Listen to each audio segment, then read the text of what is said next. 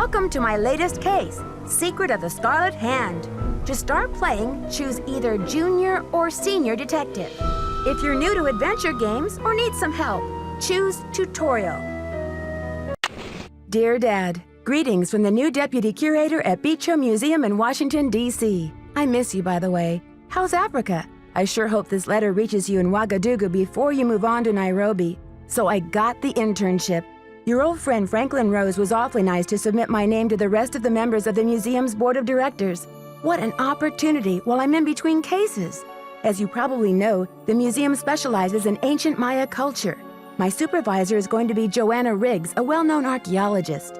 Maybe you've seen her name in the news recently, in conjunction with the discovery of a strange Maya monolith. Apparently, it's created quite a buzz among experts in the field. Well, Beach Hill plans to feature the monolith in an upcoming exhibition. Just imagine, this artifact has been buried for hundreds of years, and now it's going to be unveiled to the public for the first time. The museum is short-staffed at the moment, and they're expecting such a huge turnout that they've closed their doors to prepare. I can hardly wait to dig into this exciting project and learn how archaeologists and historians solve the mysteries of ancient cultures. I'll keep you posted. Love, Nancy. Nancy Drew, I presume. I'm Joanna Riggs. Welcome to Beach Hill. I was just checking the lock on this display case.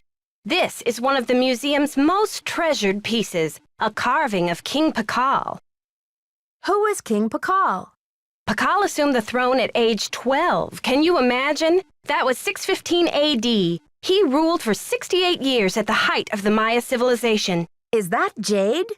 Yes, the Maya loved jade and used it for many of their carvings. There isn't another piece like this in the world, and it's priceless, which means I practically had to sell my own grandmother to get it. How did the museum acquire it? Leave it to Taylor Sinclair. He's a wizard when it comes to these deals. You'll meet him later. Now then, Nancy, you're coming on board at a critical time for Beach Hill. An exhibit of this caliber is not kid stuff. Franklin Rose assures me you're a real trooper, and I hope he's right because I'm not here to babysit. I don't care who your father is.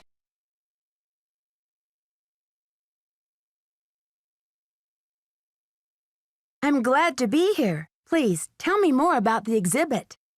In addition to our permanent collection, we're borrowing rare pieces from museums and private collectors around the world. Soon we'll be sitting on the most fabulous collection of Maya artifacts ever assembled in one place. And now that we've scored the monolith, too, Beach Hill sera numero uno. Was the monolith excavated in Mexico?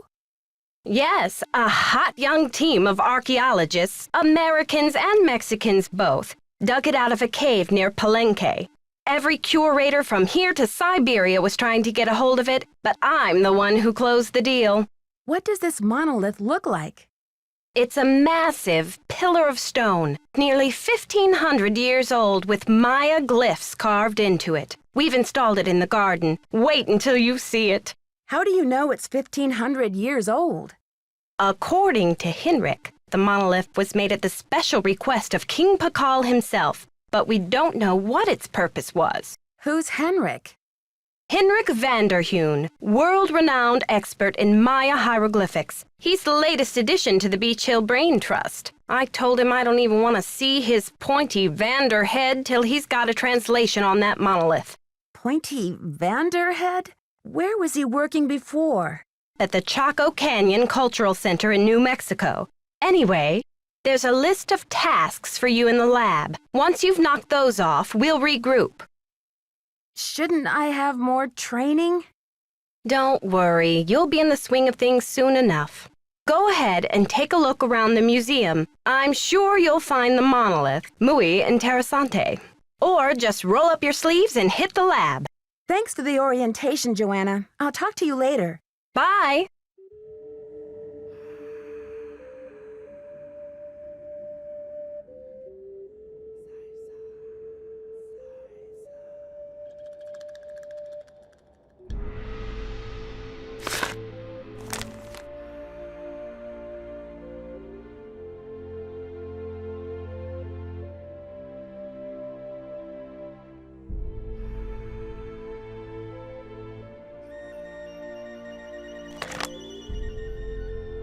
Topeka Commission for the Arts. How cultured.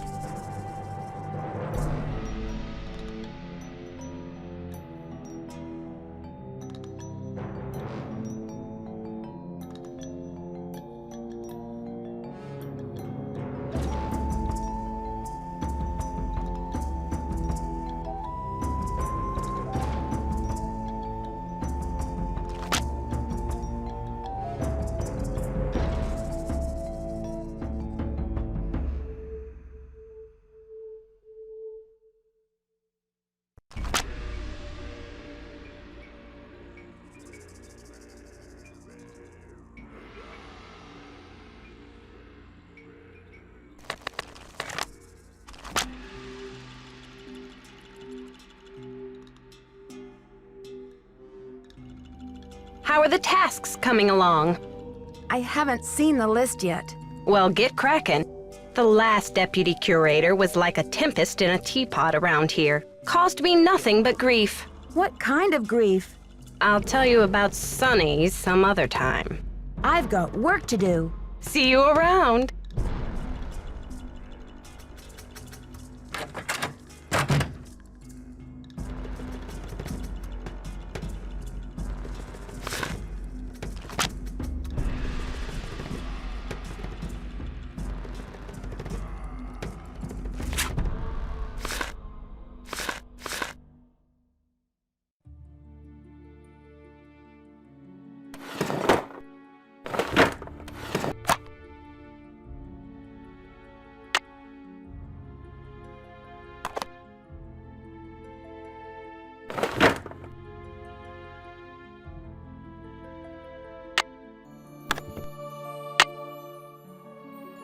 I need something to get this open. The knob is missing. The knob is missing.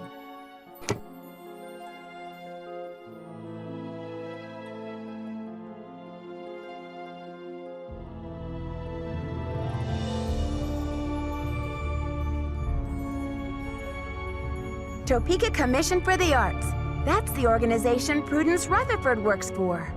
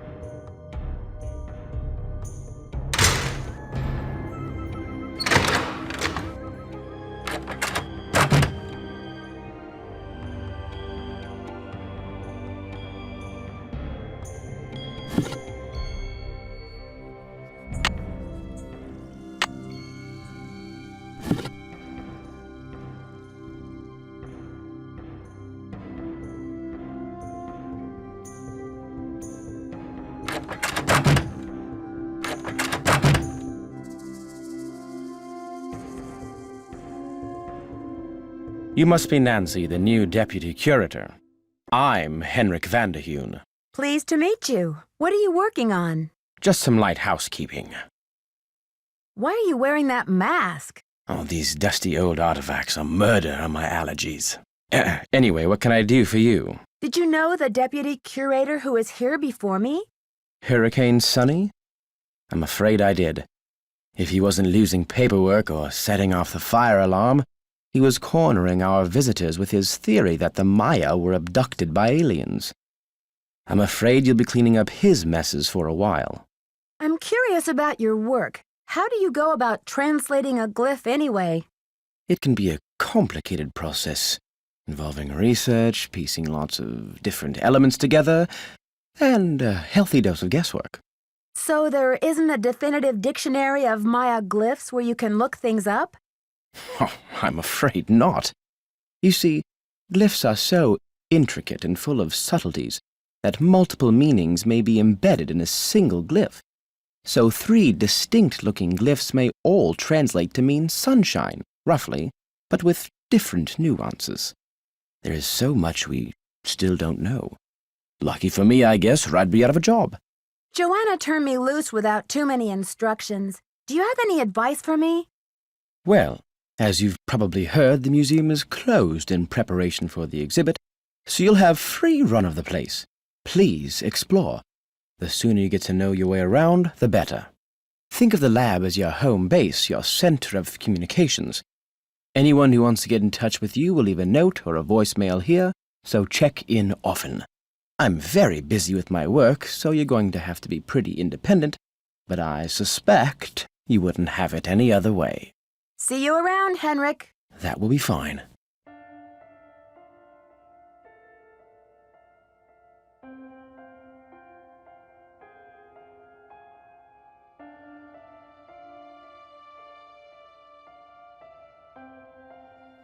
There, now I can start putting this together.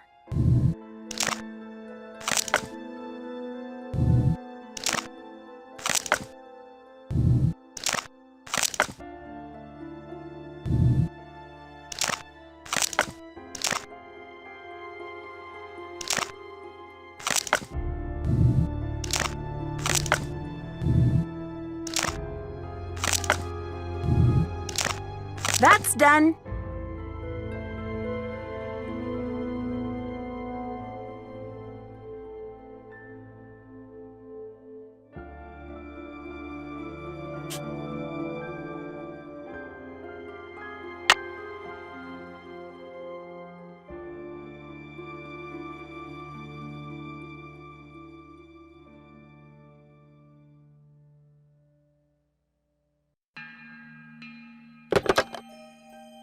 You have no voicemail. Press...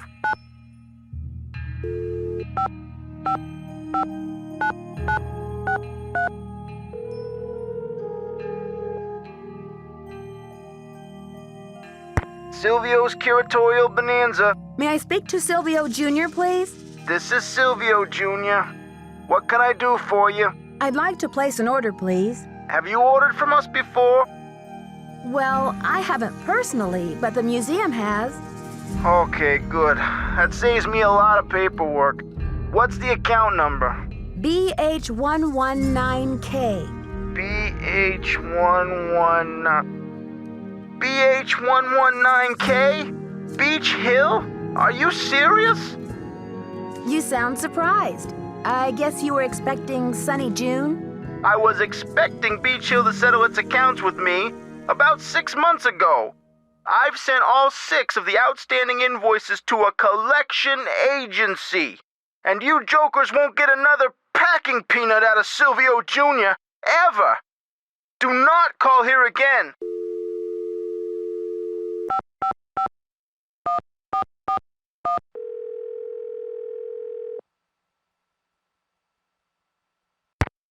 Boswell, Jackson, and Rose.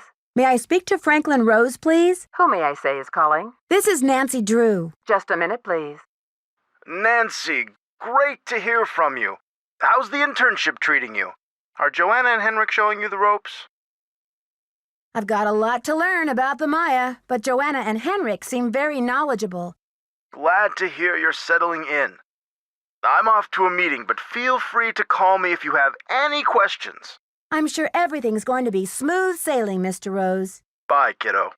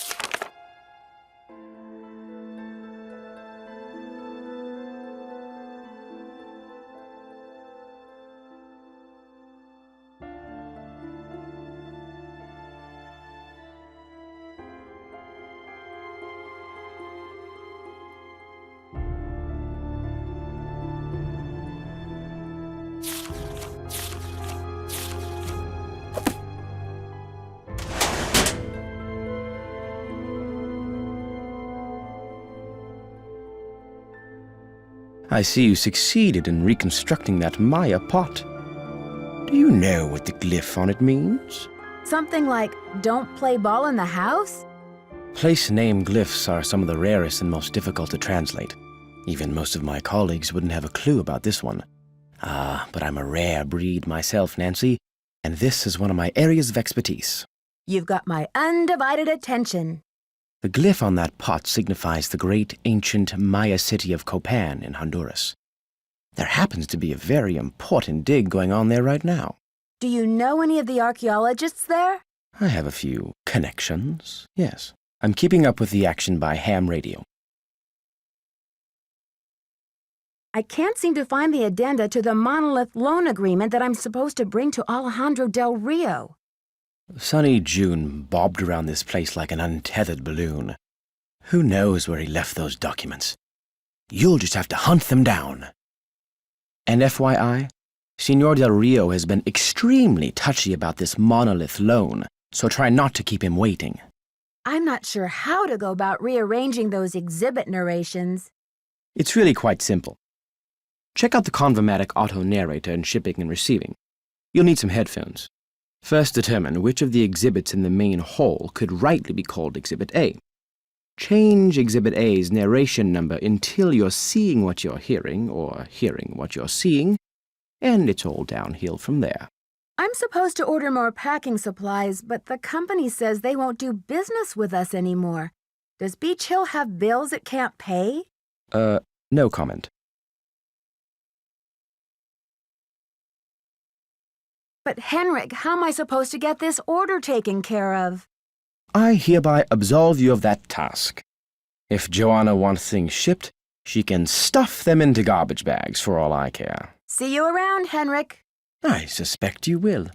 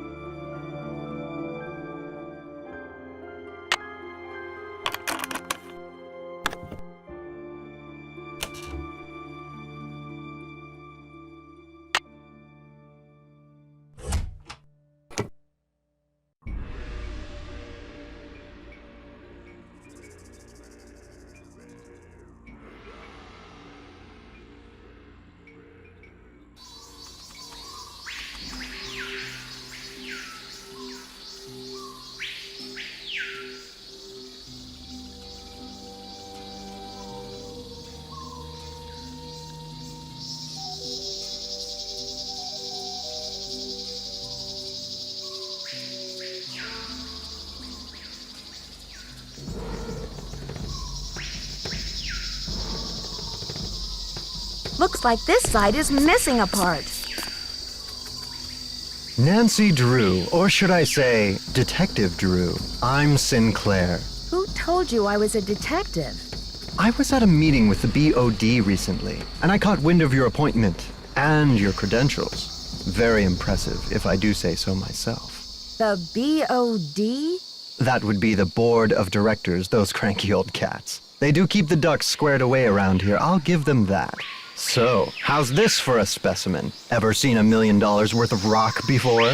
Do diamonds count? Ouch. Well, they did say you were sharp. Seriously, though, thank goodness you're here. I'm afraid the museum may be in terrible jeopardy. What kind of jeopardy? Joanna told me to butt out, but I'm so fond of Beach Hill, I just hate to see it fall prey to scoundrels. What scoundrels? It's a sensitive subject. Meet me in my office later and I'll explain everything then. You've got me worried. Can't we talk now? Just meet me later. 707 Bing Cherry Boulevard. I've got to go. Enjoy your first day at Beach Hill.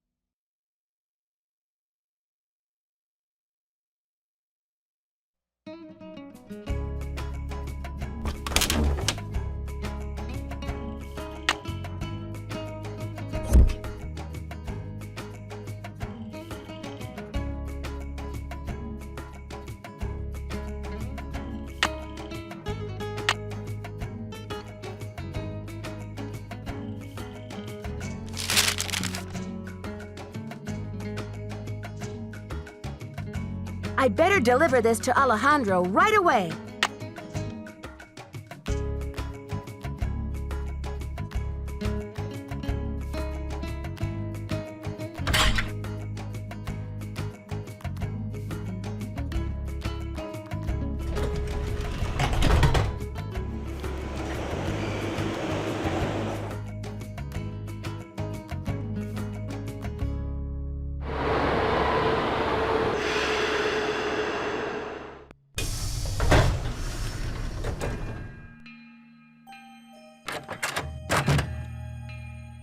It's about time! Oh, my fears are like maggots infesting my poor old carcass. Want a cookie? They're from Oaxaca. Thanks, but I'm trying to cut back. Now, what's going on? The art world is being ransacked, Nancy. Prudence Rutherford, a major patron of the arts, had her fire ruby necklace stolen from her villa in Topeka. 2 weeks later, a whole display case full of rare Maya artifacts was heisted from a museum in New Mexico.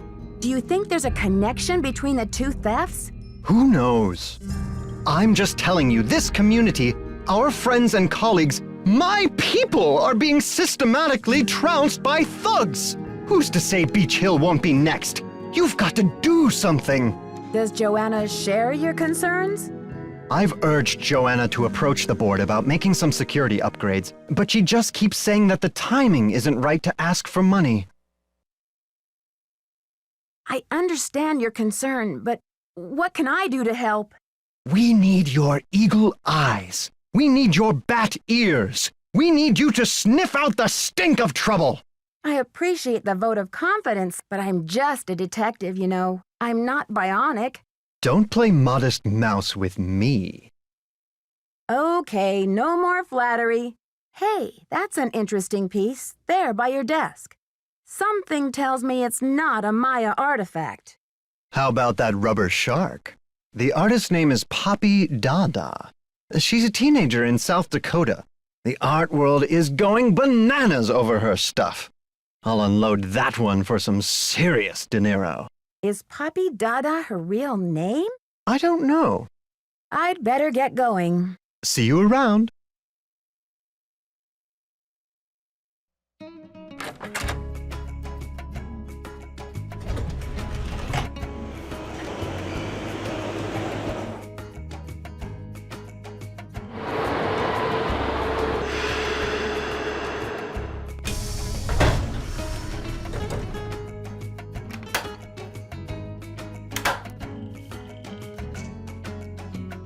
How may I help you? Buenos dias. Me llamo Nancy Drew. I have some paperwork for you regarding the loan of the Palenque monolith to Beach Hill. So, you're Joanna Riggs' newest pirate in training. How does it feel to join the ranks with the modern-day conquistadors? I beg your pardon, but how does a deputy curator become a pirate in your book? You had better brush up on your history, young lady. When the Spanish explorers invaded Mexico, they became known as the conquistadors, or conquerors.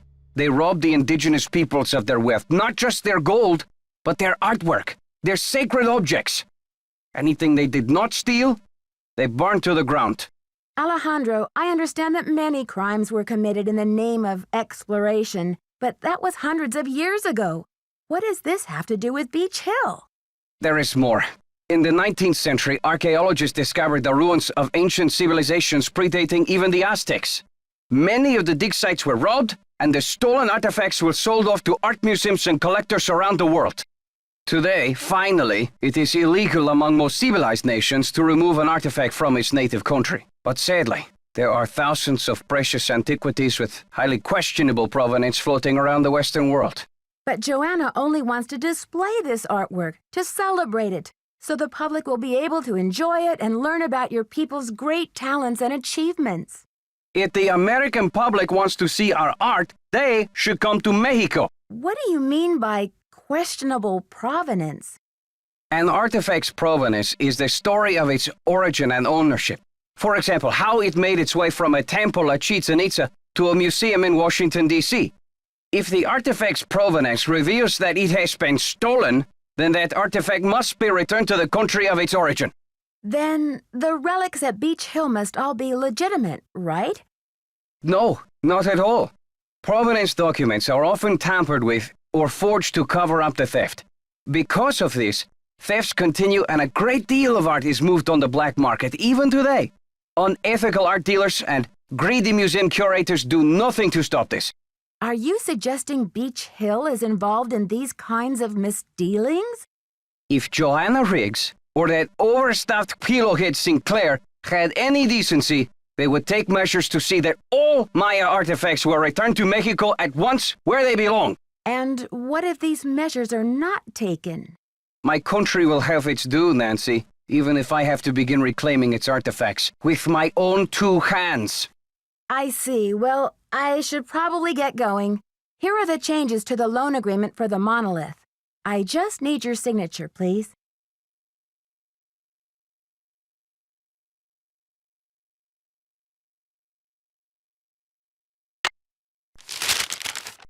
Thank you. I have some business with Joanna at the museum later, so I will return the contract to her then, after I have looked it over. Are you sure? I don't mind waiting. You may consider your mission accomplished. Well, okay then. Goodbye.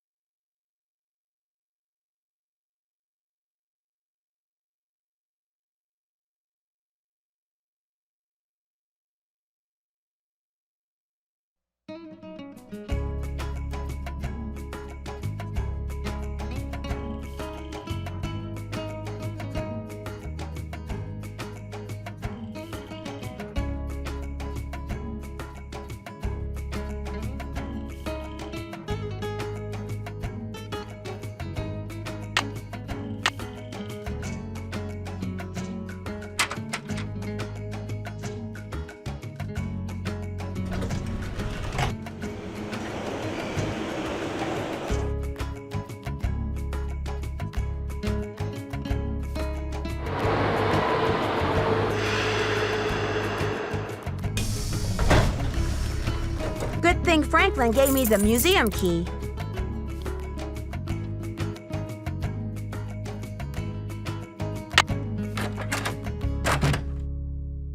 How are the tasks coming along? I'm not sure what to do with those exhibit narrations. Henrik can help you with that. Why did you become a museum curator? I became a curator because I want to help make artifacts available to as many people as possible. That's all that matters, isn't it? Unless you're Alejandro Del Rio. When did Henrik come on board? I got an email from him one day saying he heard the news about Beach Hill getting the monolith. He said he'd drop everything to come here and translate those glyphs. He was even willing to take a pay cut. What could I say except, giddy up, you're hired. Do you think Alejandro would go to extreme measures, like stealing, to reclaim Mexico's artifacts? Who knows? I've got work to do. Carpe diem.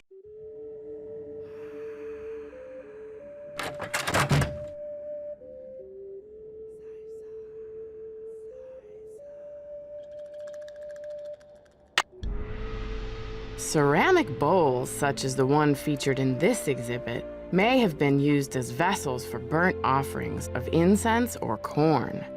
This bowl was either dedicated to or used to supplicate the god of war, Balak.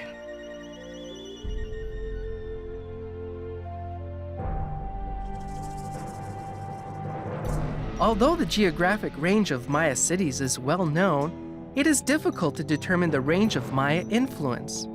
Some experts believe the Maya may have traveled as far south as the Amazon and as far north as North America.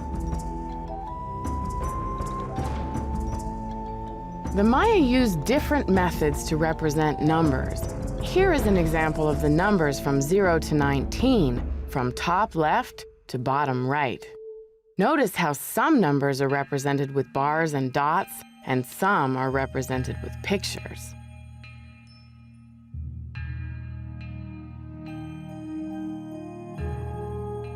The Maya were pantheistic, believing in many gods who ruled over different aspects of Maya life.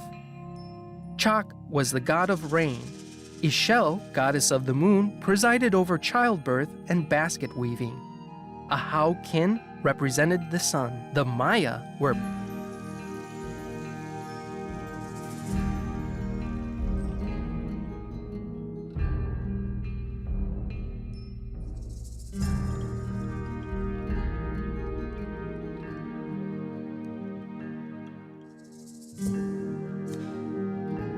Lady Zack Cook ruled Palenque before her son ascended the throne in 615 CE. Maya tradition required that the kingship be handed down from father to son, but Lady Zack Cook broke this custom by establishing herself as a deity. This gave her the power to justify the new royal lineage. Because his mother had been deified, Pakal often referred to himself as the first true king. I am Lord Pakal, ruler of the mighty kingdom of Palenque. All those who come before me witness my power. Lord Pakal is considered the most influential ruler of the Maya civilization. Cultural, scientific, and military achievement flourished under his reign. As with all Maya kings, very little is known about his personal life, since all written inscriptions dealt solely with public achievements such as wars, battles, coronations, births, marriages, and deaths. I am Lord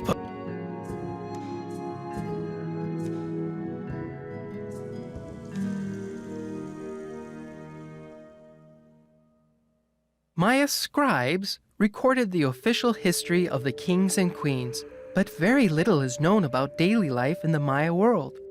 Although there are thousands of inscriptions found on artifacts and architecture, there are only a handful of Maya books in existence today. Strange, supernatural creatures, sometimes called monsters, played an important role in Maya mythology. These monsters were often associated with the earth, caves, or mountains. The bicephalic monster, sometimes called the celestial or cosmic monster, may have represented the sunrise or a long journey.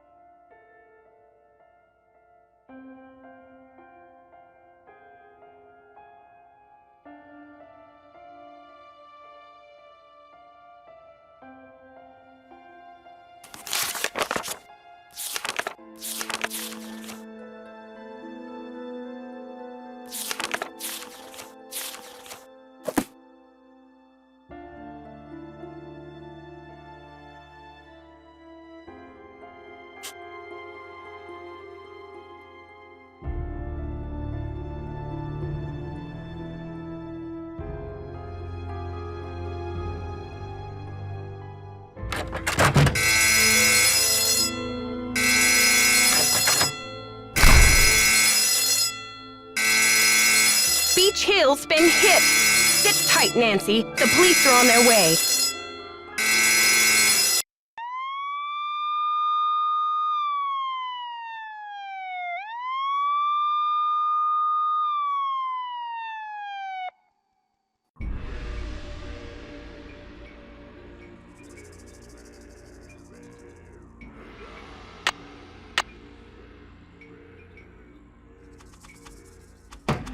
Come in. Someone has cooked up my worst nightmare and served it to me on a plate. I'm sorry about the theft, Joanna. It must be a terrible loss for the museum. That's the understatement of the year. Did the police find any clues around the display case? The police took some samples for the crime lab, but they couldn't promise any overnight results. So if you want to put your little magnifying glass up to the scene, it's fine with me. Great. I'll let you know if I find anything. Go to it.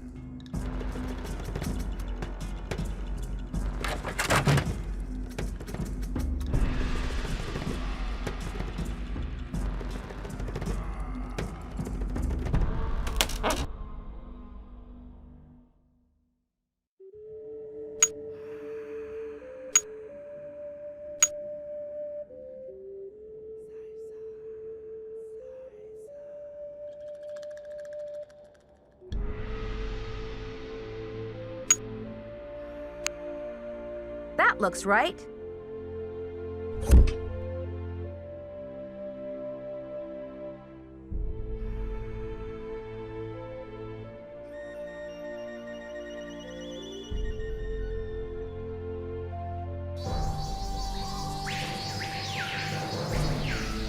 Ritualized bloodletting was a common practice among the Maya. In this panel, 3 captives wear garments associated with bloodletting. A variety of instruments, including stingray spines, thorns, and bone awls, were employed for this activity. Ritualized bloodletting was a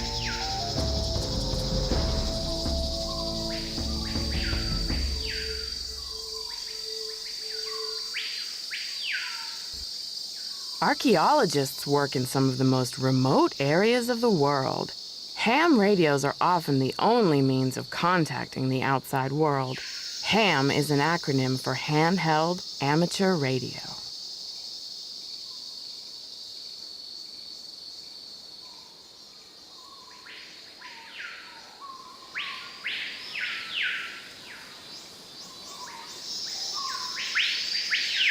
Archaeologists work in some of the most remote areas of the world.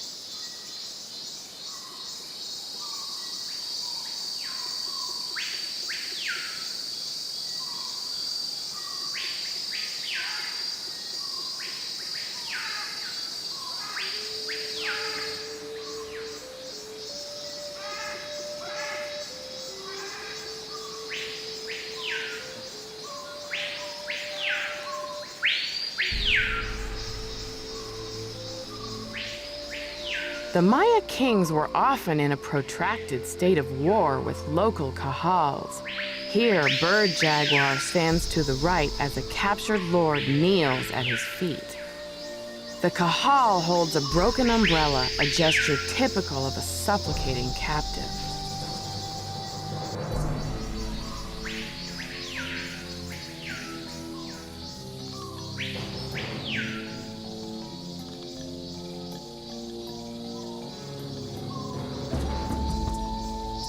In addition to adorning themselves with jewelry and costumes, the Mayas shaped their bodies to heighten their beauty.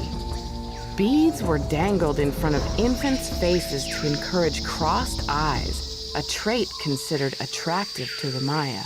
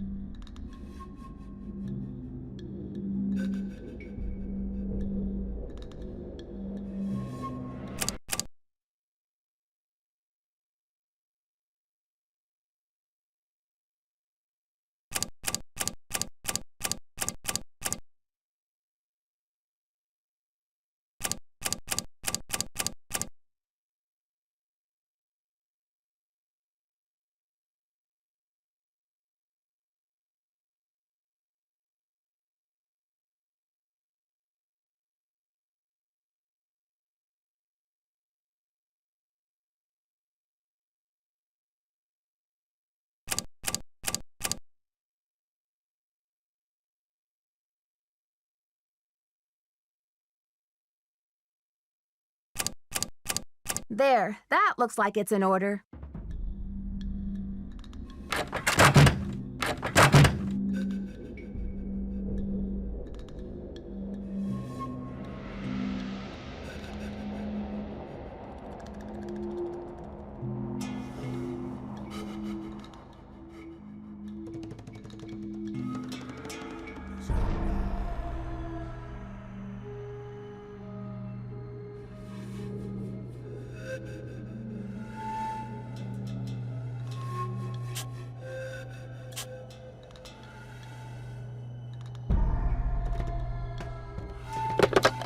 You have voicemail. Press.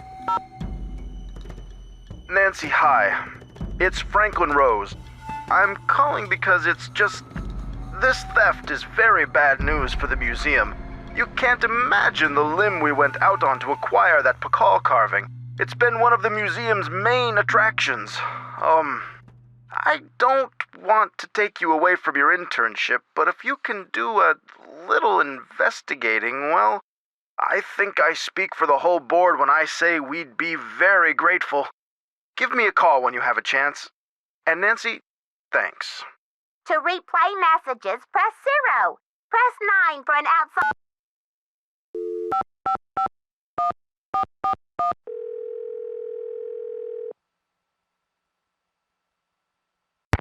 Boswell, Jackson, and Rose, how may I direct your call? This is Nancy Drew, calling for Franklin Rose, please. Just a minute, please. Nancy, hello. Do you have any news?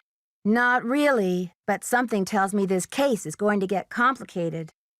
Oh, Nancy, you zero in on a case like a heat-seeking missile, don't you? I feel so much better knowing you're going to follow up on every lead.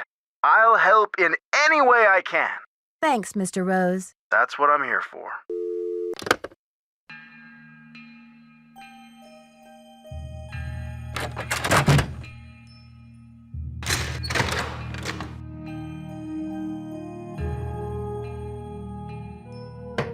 Come in. Need something? I've got work to do. Semper ubi sub ubi.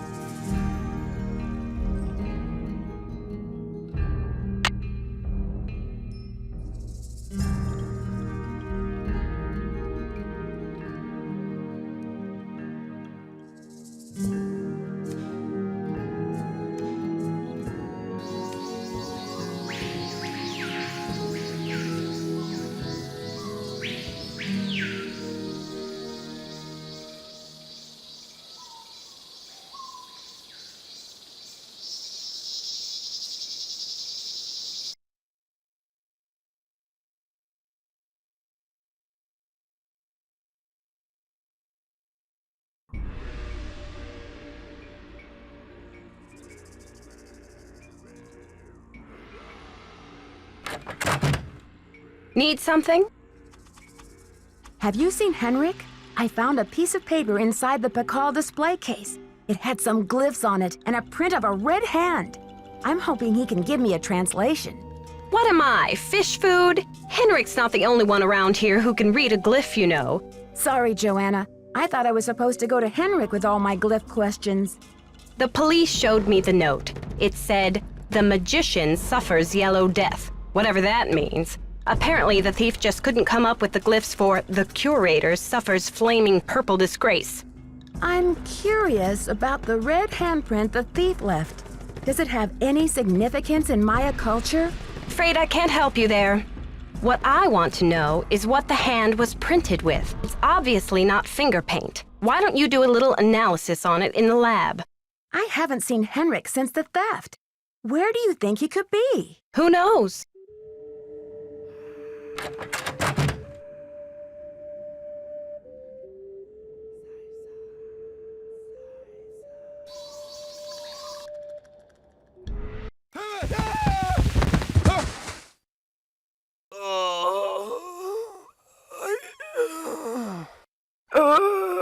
Henrik!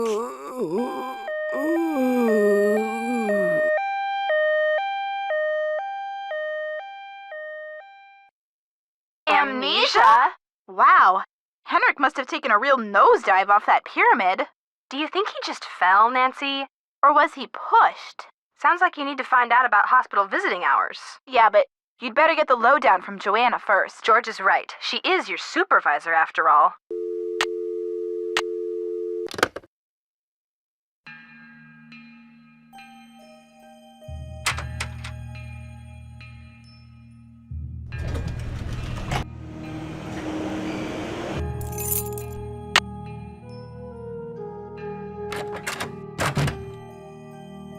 First the Pakal carving is stolen, and now my star glyph man bumps his head and forgets his own name? What's next, Nancy? Del Rio pulls the plug on the monolith, the board clams up on my funding, my mother posts my old prom pictures on the internet.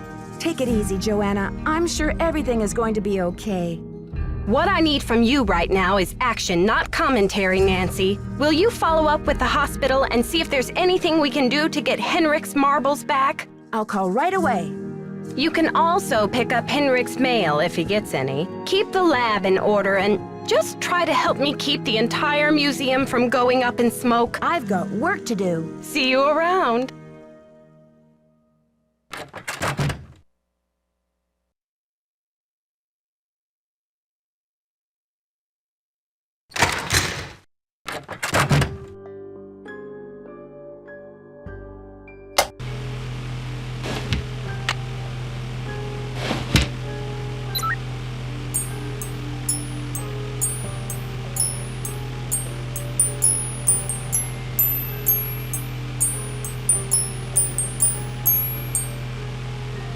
Okay, I've got a graph of the chemical used for the handprint.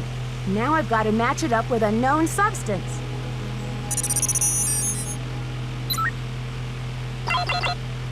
That's it!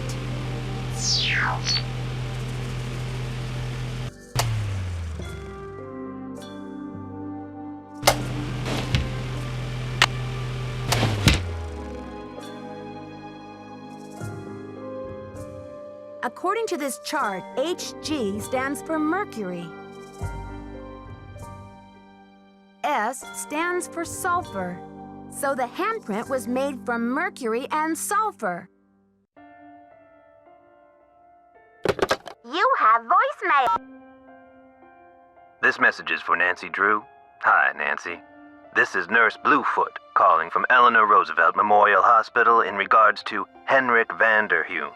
I believe you're a colleague of his? Since Mr. Vanderheun was admitted, he has repeated your name several times in states of semi-consciousness. As we've been unable to contact any of his family members, we're hoping you might be willing to act as Henrik's support person as he begins the difficult process of restoring his memory. Please call me as soon as possible to discuss this.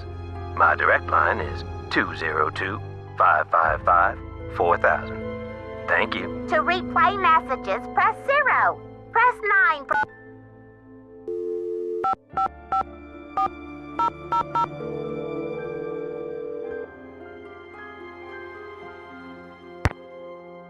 This is Nurse Bluefoot. Nurse Bluefoot, this is Nancy Drew. You left me a message regarding Henrik Vanderheun. How is he? Nancy Drew? Oh, thank goodness. Oh, I'm so relieved. We've been unable to locate any family members, and we do like amnesia patients to have at least one personal support person when they begin reality orientation. Can you explain the amnesia? Henrik is suffering from an acute case of post-traumatic retrograde amnesia. At the moment, he is unable to recall even the most basic autobiographical facts, from his name and address to his birthday and shoe size. He can't access the details of his personal history or events leading up to his accident. Is there any way to treat amnesia? Well, reality orientation is a kind of treatment that helps a patient get reacquainted with the facts and circumstances of his or her life. Henrik has not actually lost his memory. It's just that his brain is injured in such a way that he can't access the place where the memories are stored. I see. So we need to help him find the trail of crumbs. Is that it? Exactly.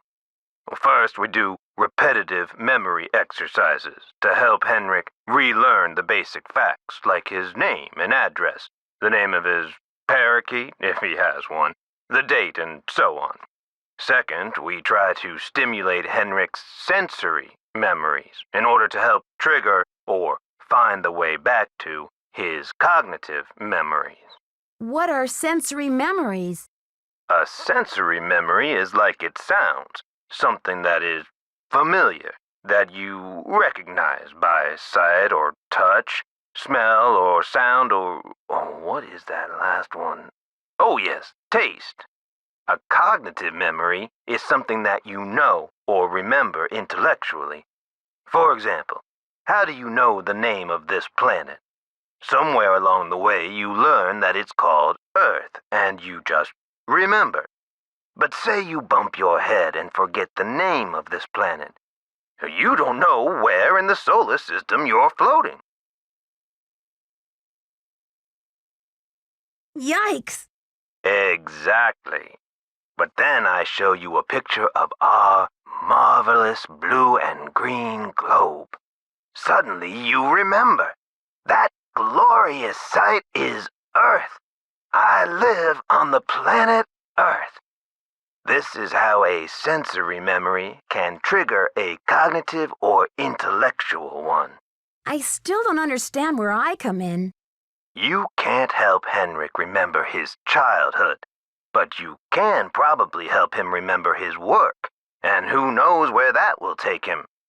All roads lead to Rome, as they say. One great tool is the Reality Orientation Board. This is a place to post information and pictures for the patient to look at over a period of time. You may want to bring in images or photos to place on the board. Things from the museum, perhaps. I see. Well, I'll be happy to help in any way I can. When are visiting hours?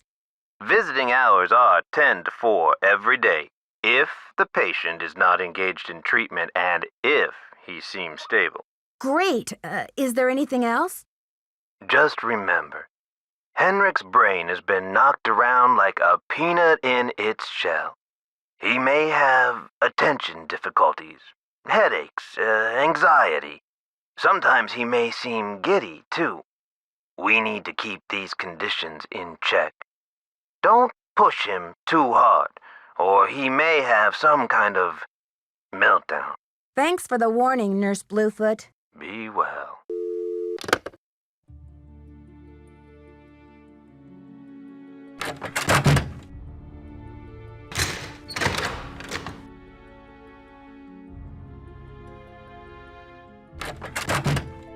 Need something? I did the chemical analysis you suggested. That red hand was printed with a compound containing mercury and sulfur. Does that mean anything to you? Sure, cinnabar. The Maya would rub it into their most important carvings to add definition to the artist's lines. Where would a person get a supply of cinnabar? We use cinnabar here at the museum the same way the Maya did, to keep things as authentic as possible. Henrik orders those kinds of supplies, but we've been out of stock for quite a while. The last I heard, there was some kind of holdup with the distributor. I've got work to do. Carpe diem.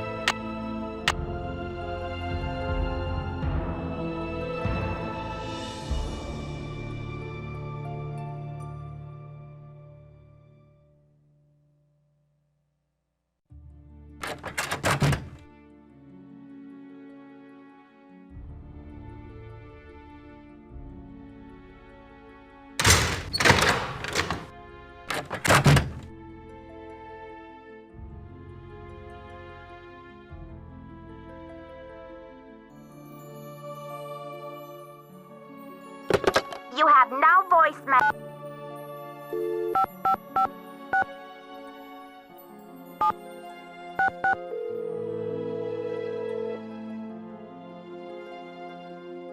Keep it real. Max speaking.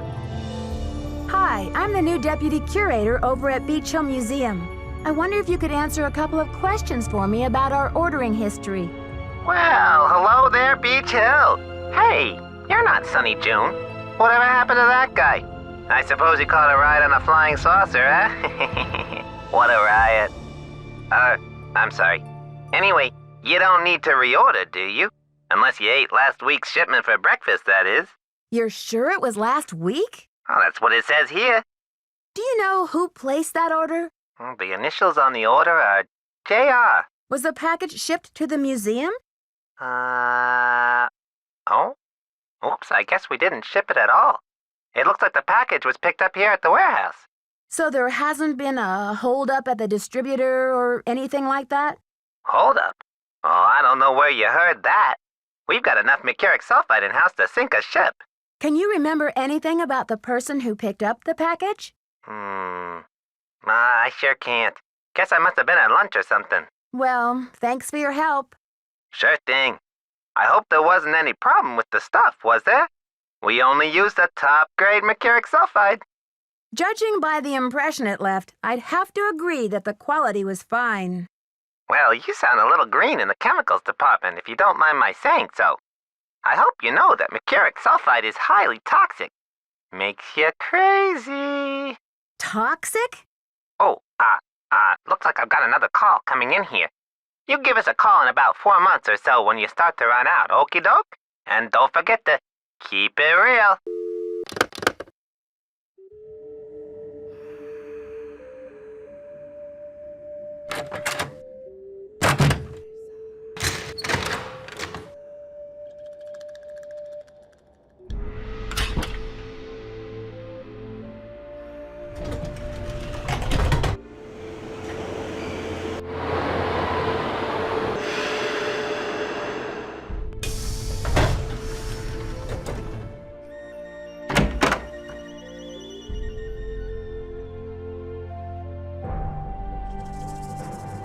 You look familiar. Is it time for my snack? Hi, Henrik. I'm Nancy. We met at Beach Hill before your head injury. Beach Hill? Beach Hill is a museum here in Washington, D.C. The curator's name is Joanna Riggs. You were working there, and that's where your accident happened. Do you remember anything about the accident? Joanna Riggs. Is that the woman who called to pick my brain for an access code? Joanna called? What did you tell her? Where in my poor banged-up head would I be keeping access codes? I don't even remember my own birthday. So if you're here to squeeze me for details, you're wasting your time. Actually, Nurse Bluefoot thinks with regular visits, I may be able to help you get your memory back more quickly. How, pray tell, do you intend to do that? I'll visit, we'll talk. Sometimes I'll bring you pictures. Pictures? Well, isn't this nice? Come on, Henrik. You'll feel much better once things start coming back to you. I've got a picture with me if you'd like to give it a try. Fine, I'll do it. Great. These are Maya glyphs, like the ones you used to translate. Now, don't be upset if you don't know how to read them anymore. I can tell you what they mean. I know what they mean, dear. I wrote them. I'm sure you have written them at one time or another in your career. So, what do you think this is all about? The magician suffers yellow death. Your translator is sloppy. I should know. I am the author of the original work. The author? What are you talking about? That first glyph is the fool, not the magician. Furthermore, any decent epigrapher knows those glyphs refer to the infamous plague of oozing hives. A fitting curse for a fool, don't you think? I rather like it. Henrik, this note was found at a crime scene. Are you telling me you left it there? I don't remember. I'm investigating the theft of the Pakal carving. Please, Henrik, try to remember something. Who in the world is Pakal? Oh, my head. Oh, the pressure. I can't take any more today, Nancy. Okay, it's time for some memory therapy. Nancy, could you come back tomorrow?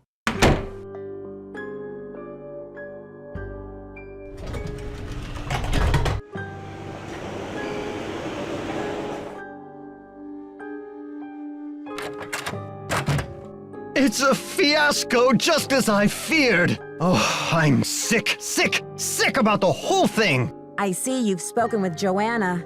I was in the museum when it happened. Have you spoken to the police? I told them everything I know. I coughed up my brains right there on the table. So, do you think this is linked to the thefts in Topeka and New Mexico? That awful red hand was left on Prudence Rutherford's jewelry box in Topeka and on the display case in the museum in New Mexico. What's the chance they're not connected? Do you know Prudence Rutherford personally? Oh, we saw each other at functions now and then. Poor Prudence. She adored that necklace. What's the name of the museum in New Mexico? The Chaco Canyon Cultural Center. They had a beautiful collection up there, worth a bundle, too. I appraised some pieces for them a few years back. Why do you think the thief is leaving this red handprint? To be a gruesome scoundrel?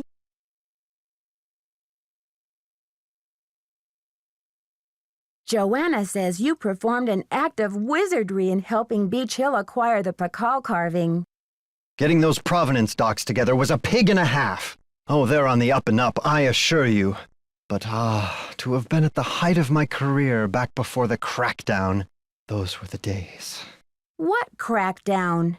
Maybe sometime I'll tell you a sad story I call How Mexico Lost Its Sense of Humor. Not today, though, Nancy.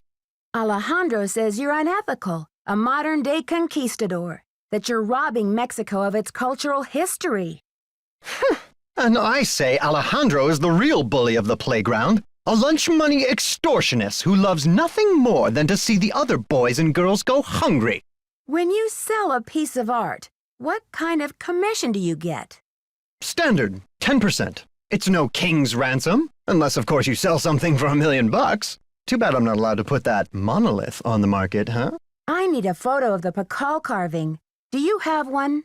Joanna took the official print for her insurance claim, but I have a couple extras. Here you go. Keep up the good work.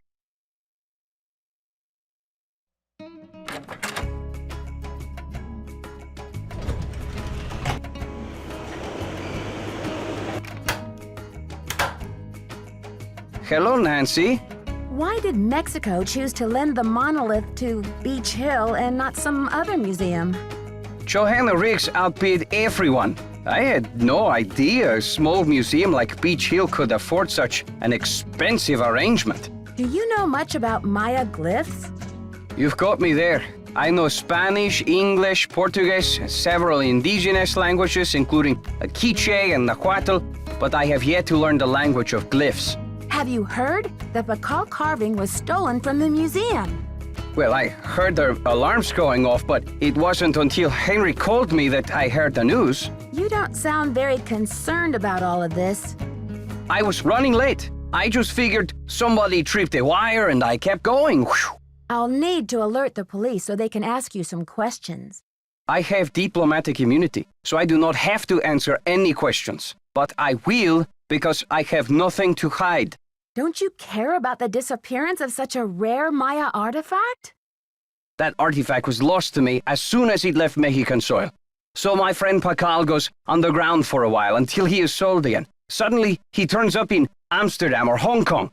Unless he is rightfully repatriated to Mexico, what's the difference? Have you heard? Henrik Vanderheun fell off the pyramid at the museum. He's in the hospital with a mysterious head injury. That is terrible news. I hope it's not too serious. Do you consider Henrik a conquistador, along with Joanna Riggs and Sinclair? Henrik is a student of my culture and my heritage, not trying to buy and sell it. We don't agree on everything, especially not baseball, but I have nothing against him. Do you know what cinnabar is? The red powder that the Maya used? Sure, I know it. They use it at Beach Hill too, do they not? Cinnabar was used to make the red handprint that was left at the scene of the Pakal theft. What is your point? I think Joanna may have been less than truthful with me. Have you called the police? I don't want to jump to conclusions. Of course. Sister Joanna couldn't possibly be a thief now, could she? I should get back to the museum. Adios, Nancy.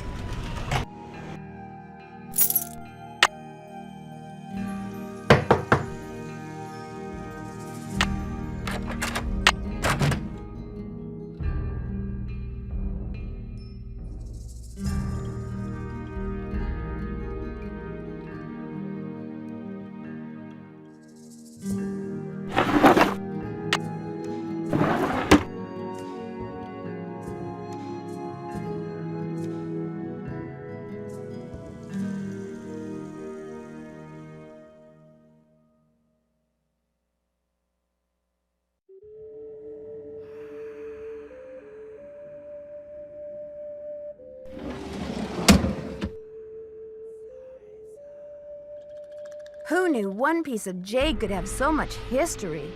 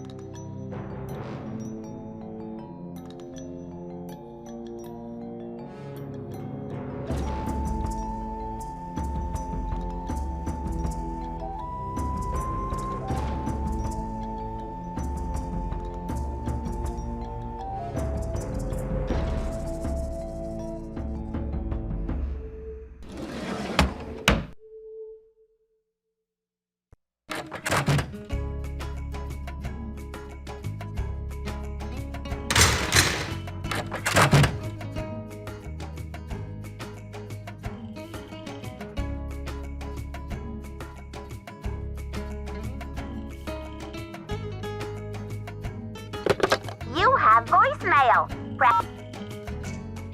Nancy, it's Joanna. The police are done giving me the 3rd degree, but now the board has suspended me. To make a long story short, I'm forbidden to set foot in the museum. Could you please call Franklin Rose and try to reason with him? If we don't get a move on, this exhibit is going straight down the tubes. To replay messages, press 0. Press 9 for an...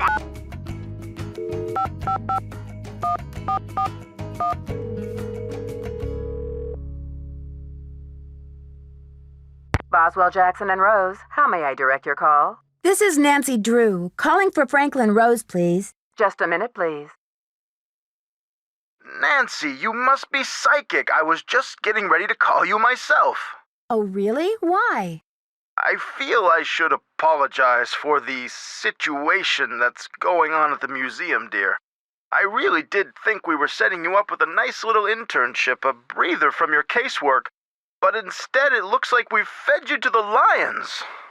Well, in all my travels, I still haven't found a mystery-free zone, Mr. Rose. Speaking of travel, I got a postcard from your father in Ouagadougou. Apparently, Burkina Faso has become the cultural darling of West Africa. He must be having quite an adventure. Yes, the last I heard, he was going on to Kenya to try to pick up a safari. Anyway, what's on your mind, Mr. Rose? Let me be frank. Joanna Riggs has been in the doghouse with the board for months. Her thirst for acclaim has led her to gamble the future and the reputation of Beach Hill time and again. Now that we've lost the Pakal carving, one of our most notable pieces, well, she's just got to be stopped. Don't you believe she's genuinely concerned about the welfare of the museum? Good intentions are no substitute for integrity and sound judgment, Nancy. Look, I've got a client waiting, Nancy. What we need now is for you to take up the slack. I've spoken to the rest of the board, and we've agreed that the best thing is to put you in charge. What do you want me to do? We're counting on you to catch this thief red-handed. Ha ha! Just kidding, kiddo. If you can get the Pakal back, we'll see about giving Ms. Riggs another chance. That seems fair, doesn't it? It's a deal, Mr. Rose. Bye, kiddo.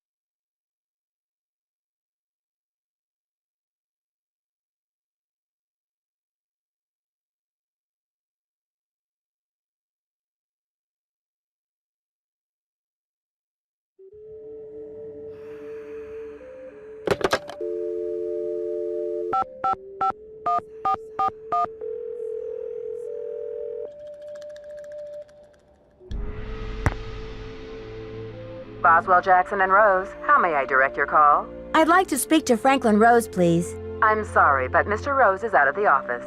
Would you like to try back later? Sure. Thank you for calling Boswell, Jackson, and Rose.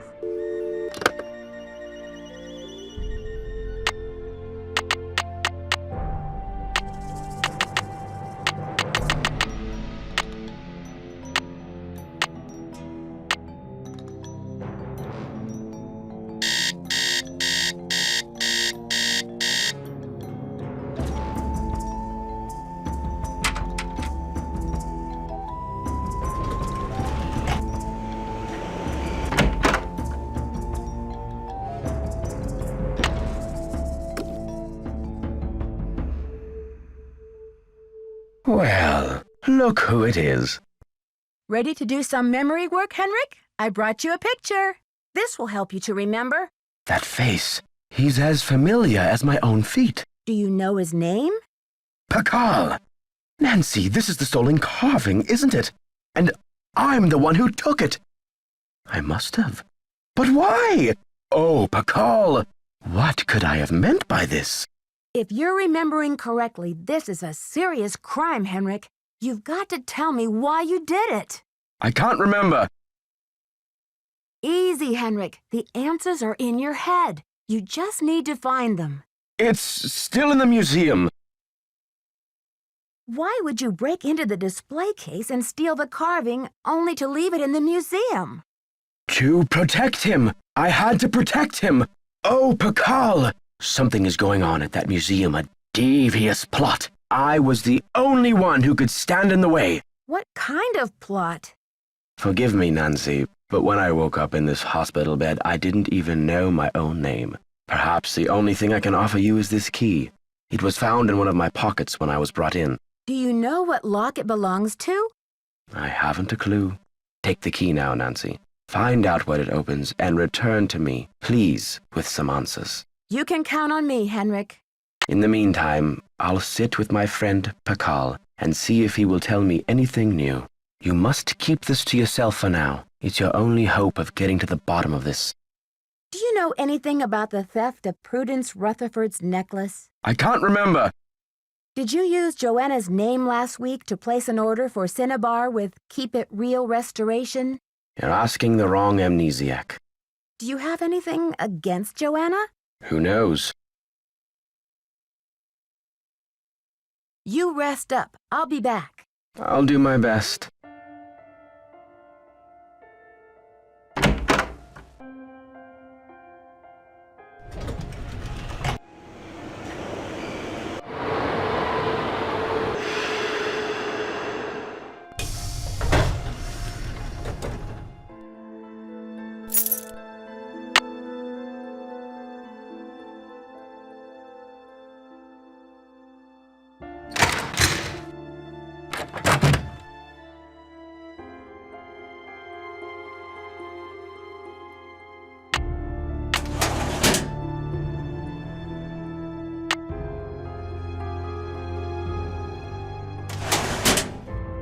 It's locked.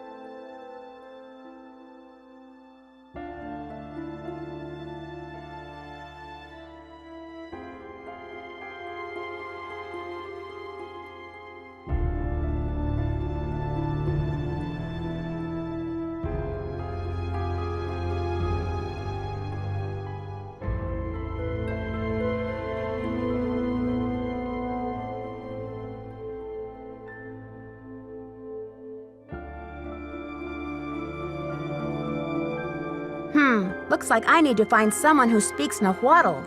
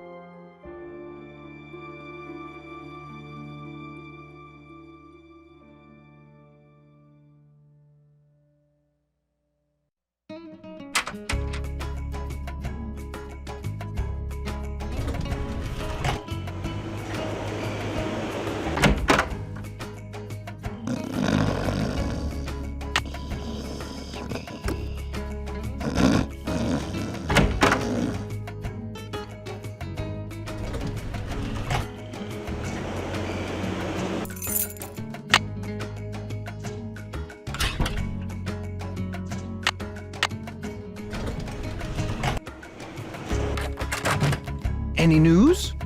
There was an incident at the museum. Henrik is in the hospital with a head injury. Poor Henrik. Another squabble between him and Joanna, perhaps? Oh, I'm kidding, but I do remember the time she threatened to push him in the pond. Temper, temper, I'm always telling her. Do you have any idea what the Nahuatl word for snake is? I don't know. I'd better get going. Bye now.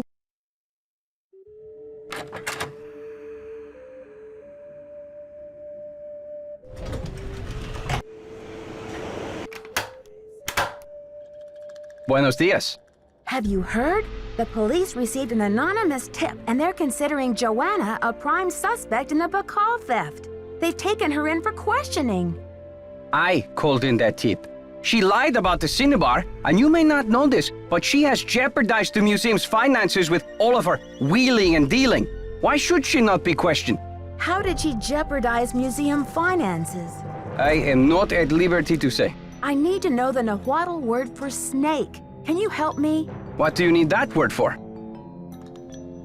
I'd rather not say. It's part of my investigation. Now, if only I could remember the word for snake. I hear you have been a great help to Henrik. I wonder if you can help me improve my memory too. What are you talking about, Alejandro? I am almost certain that the provenance documents for the Bacall carving were falsified. I have asked Joanna to see the documents, but she evades me. If you can find that file in her office and bring it to me, I think it might help my memory of Nahuatl a lot. First you tell me you were unconcerned about the theft of the Bacall carving, and now you have an urgent need to see the provenance documents? Is it just me, or is this a little suspicious? If I can determine that the provenance documents are a fraud, this will be the first major step toward legal repatriation of the artwork, whenever and wherever it resurfaces. I guess I hadn't thought about it like that. I feel my Nahuatl coming back to me already. Do you know what Sihuapili means? Princess or lady. Now, if only I could remember the word for snake. I should get back to the museum. Goodbye.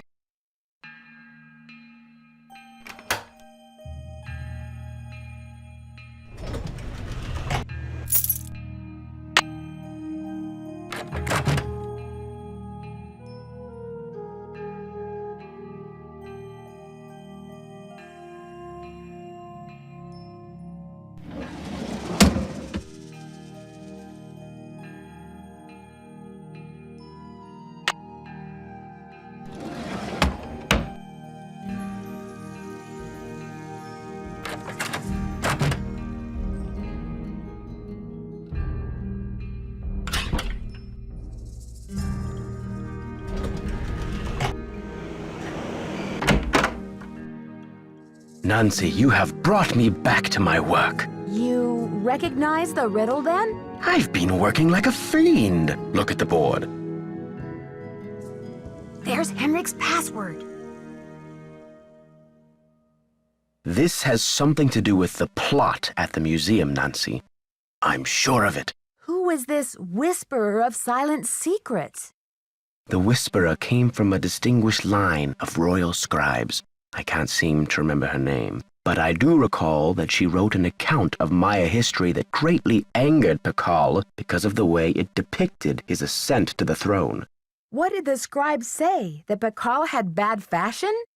From the age of 12, when he came to the throne, Pakal claimed to be divinely appointed the first true authentic king of the Maya. Then the whisperer came along and wrote that Pakal was only king because his mother pulled some strings. It was quite a blow to Pakal's image. So he put her in a stone prison? Pakal swore that the whisperer's words would never see the light of day. He put her body, her soul, and her writings all in a tomb and locked it up tight. Wait, Henrik, a prison of stone? We're not talking about the monolith, are we? That's the idea. Does anyone else know about this? Good question. I'm certain that there's a dirty rat trying to get into that tomb. This is where my memory fizzles out. If I could only figure out why I took to Pakal. Do you think there is anyone I can trust? Please don't breathe a word of this. There's too much at stake.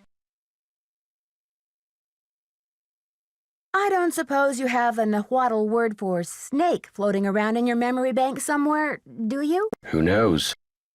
Have you ever been part of a smuggling racket? I don't know. Can you tell me what the password is to your disk? You're asking the wrong amnesiac. You rest up. I'll be back. I'll do my best.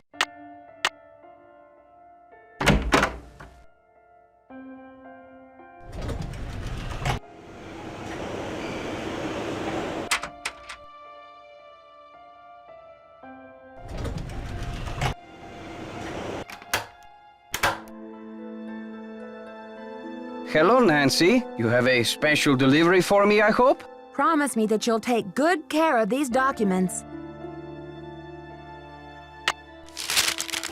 Good work, my friend. I suppose you would like something in return? I trust your Nahuatl has become fluent again. The Nahuatl word for snake is coatl. C-O-A-T-L. Muchas gracias. Gotta go. Adios, Nancy.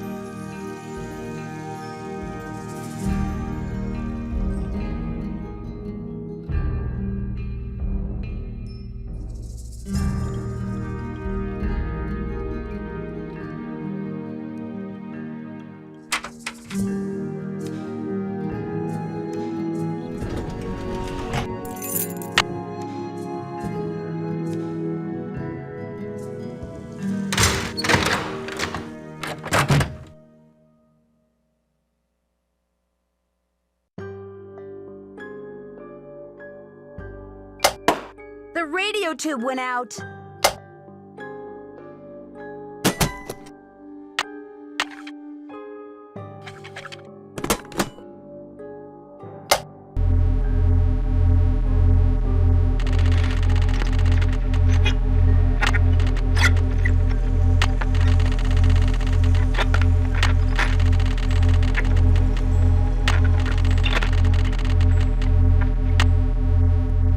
Atención, 8, 3, 2, 7, 1.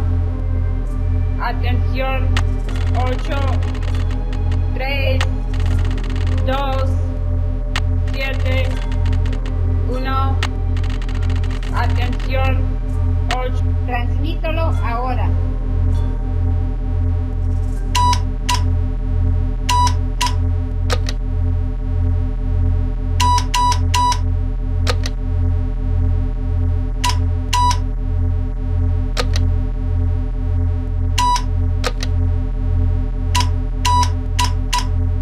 Mensaje encendido. Transmítalo ahora.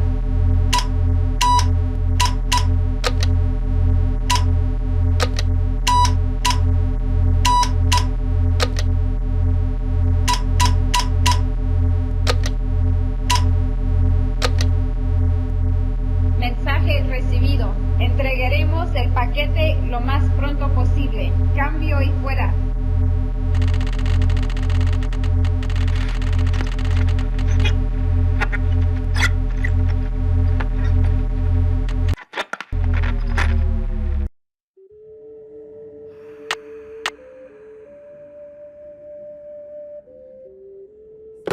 You have no voice.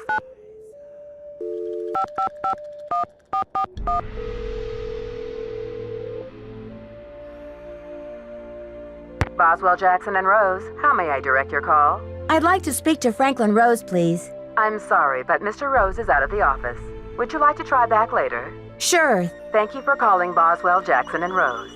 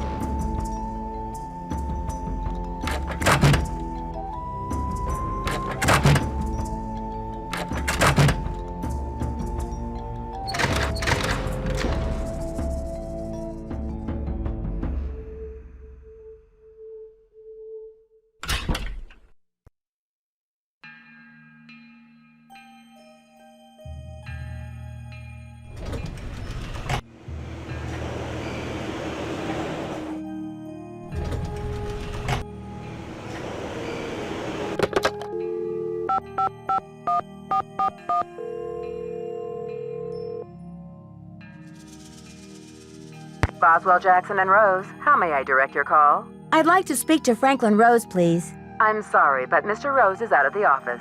Would you like to try back later? Sure. Thank you for calling Boswell, Jackson, and Rose.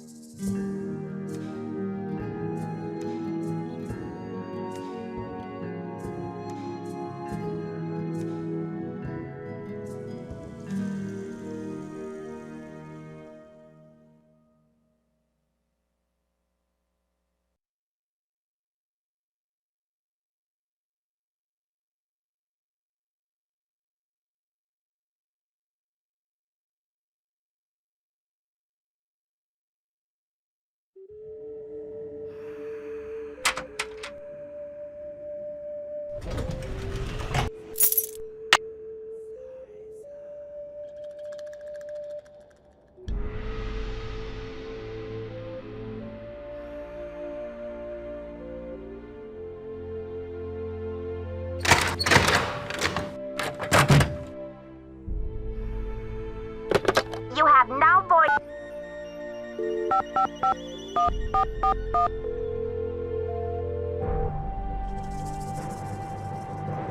Boswell, Jackson, and Rose, how may I direct your call?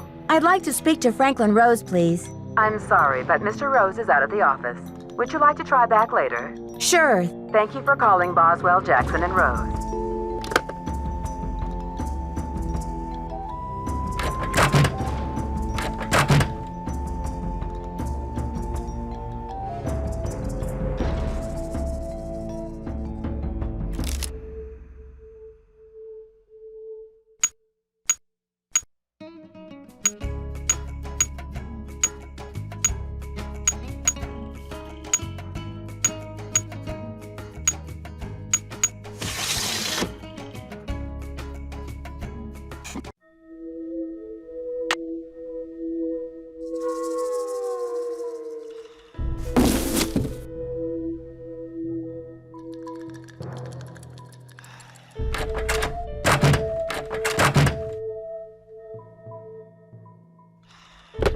You have no voice.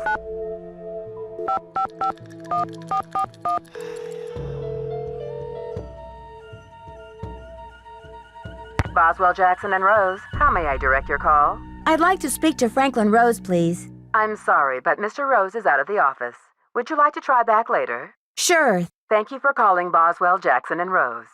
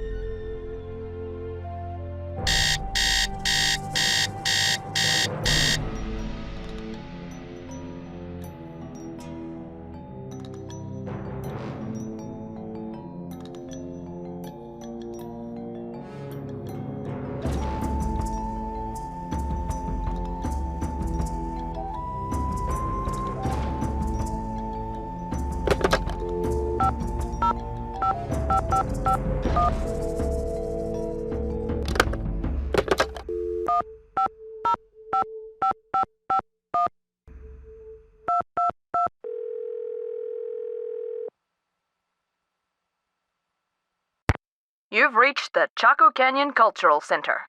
The center is now closed. Regular hours are from 10 a.m. to 6 p.m. 7 days a week, except on major national holidays, when we are closed.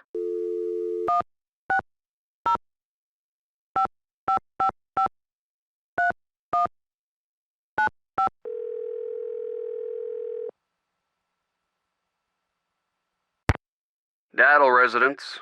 Hi, may I speak to Henry Daddle, please? Speaking. Mr. Daddle, my name is Nancy Drew. This is a long shot, but I'm calling regarding a Maya artifact that was bought at auction in 1898 by one Henry Albert Daddle. Does that ring any bells? Sure. Henry Albert Daddle Sr. was my great-grandfather. You're talking about the jade carving, right? Yes, exactly. Wow, I can't believe my luck. Well, it's a lucky life if you ask me. So what can I do for you? I'm wondering if the artifact is still in the family. Forgive me, Miss Drew. Who are you exactly? I'm the deputy curator at Beach Hill Museum in Washington, D.C. I'm doing some research on jade carvings of the ancient Maya. I see. Well, I was the last to inherit the carving, but my daughter Penelope was so intrigued with it that I gave it to her. I'm sure she'd be happy to talk to you about it. Why don't you give her a call on her line? It's 555-3197. Will do. Thanks, Mr. Daddle. My pleasure.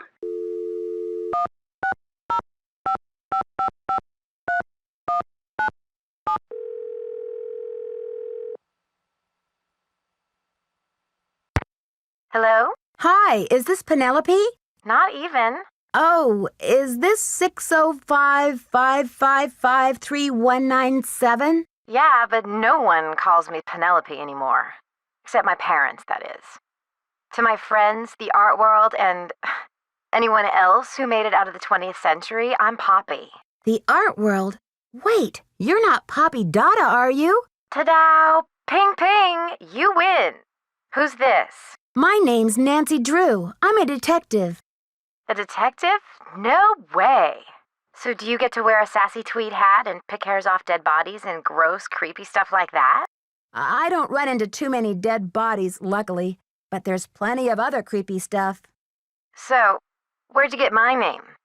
Don't tell me I'm like wanted by the FBI or something. That would be too scandalous. Not quite. Taylor Sinclair told me about you. I saw one of your paintings in his office, here in Washington, D.C. So, how do you know Big Bunny Sinclair? I beg your pardon, did you say Big Bunny? Oops. Just a little nickname I accidentally found out about. He made me promise to abolish it from my memory. Anyway, about your acquaintance, you were saying? Taylor and I are both affiliated with Beach Hill Museum, also in D.C. Has Taylor been pushing those Oaxacan cookies on you? You haven't eaten one, have you? Why, are they poisonous? Let's put it this way. His trip to Oaxaca was about 2 years ago, and he's been trying to move those rancid, lard biscuits ever since. Aha! My suspicions are confirmed. I'll put that in my case notes. That's hot. What's a case? Are there dead bodies involved? Do you need to, tap my phone or impersonate me or something? Someone is stealing Maya antiquities, jade carvings to be exact, and leaving this scary red handprint at the scene of every crime. Ghastly. So, what's with the red hand? It seems like some kind of threat, but to whom? And what is this thief really after? It's more than money, I'm sure of it. Drama. So, where do the daddles come in? I got a tip that your great-great-grandfather bought a jade carving much like the ones that are being stolen. I'm hoping to take a look at it. You mean that ancient green rock with the weird symbol on it? I slapped some shoe polish on it and stuck it in one of my paintings. You're kidding. That's a one-of-a-kind Maya artifact, a piece of history. It's hundreds of years old. It's worth a lot of money. That's the whole point. Have you heard the saying that a work of art is never finished, just abandoned? Well, I'm taking that idea to the limit by making art that will keep changing as different people encounter, perceive, and interact with it. I'm tired of artwork that says, "Don't touch." I'm all about letting go, about sending my work into the world and seeing how it continues to become. Don't you see? It's an organic process. I mean, how can people really relate to art if it doesn't come to life and grow and die, just like they do? That carving is part of something bigger now. I can't imagine your dad would be very pleased about this. Does he know? Oh, Nancy, don't be such a prude. Taylor's probably still got that artwork. At least, I don't think he sold it yet. Why don't you ask him? Tell him you want to see the piece called Deadly Midnight Snack. It's the one with the rubber shark.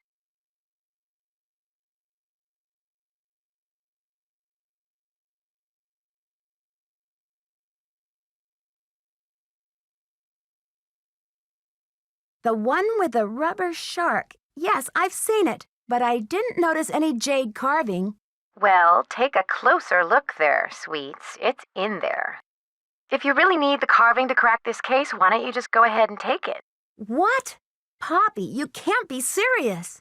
Sure, why not?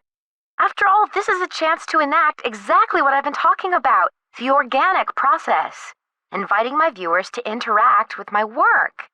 The deal is, you can take the carving, but you have to put something in its place. I can choose anything? A light bulb? A magnifying glass? A pair of headphones? No, it should be something more organic. Stay with the title, Deadly Midnight Snack. And don't be afraid to go way out. As an artist, I can tell you that inspiration bites in the most mysterious ways. Okay, Poppy, if you say so. Right on. But let's keep Taylor out of this. He'd probably blow a gasket if he saw you tampering with the merchandise. That's all art is to him, you know. Merchandise. It's a deal. Good luck, Nancy. Thanks, Poppy. Bye.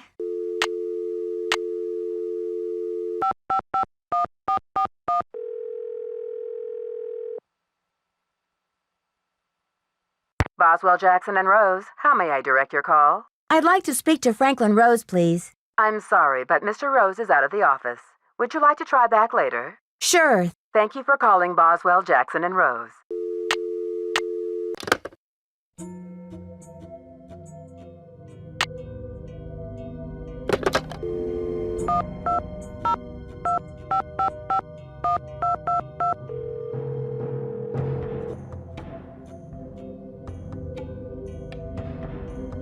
We're sorry, your call cannot be completed as dialed. Please check the number and dial again. This is a recording.